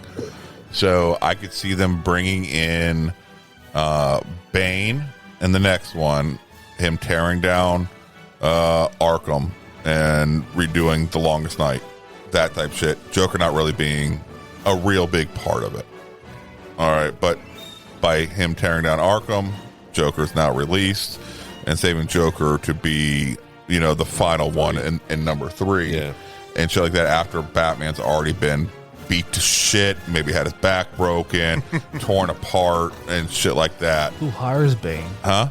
Who hires maybe Joker, is the one who gives him the information that, hey, he's using fucking Venom and shit like that.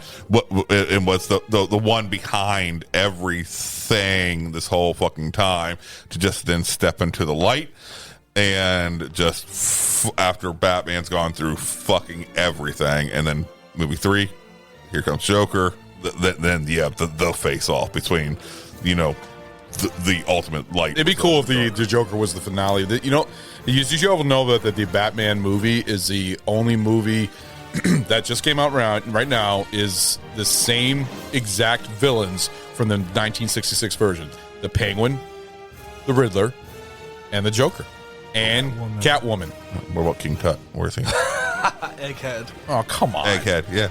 I completely forgot about that. Yeah. But no, still. Well, not exact same villains, but it's close. Still get us started. Yeah. All right, so we're going to go ahead and end our episode. And just to let you all know that our future, we are going to be doing another character study episode on Wolverine. Yes. That is going to be our next episode. Probably, it'll come out sometime within this year. We just got to figure out and plan it out. But that's going to be our next fun one to do. And Goot will definitely be a guest on that show because you're the comic book lore, buddy. Both you and Stu are the comic book guys right there. So thank you for joining us for this episode. We had so much. Did you guys have fun talking about the Joker? I loved it. Absolutely. Yeah, I fucking loved it. This was a great episode, guys. So see y'all later. Bye. Why so serious? Why so? That was bad.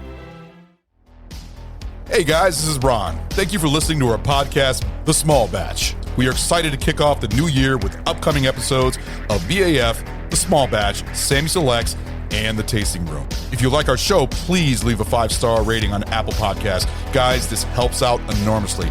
Give us a follow on Instagram at Barrel Age Flicks Podcast. If you would like to send us a special film request, please contact us via Instagram and we will give you a personal shout out on the show.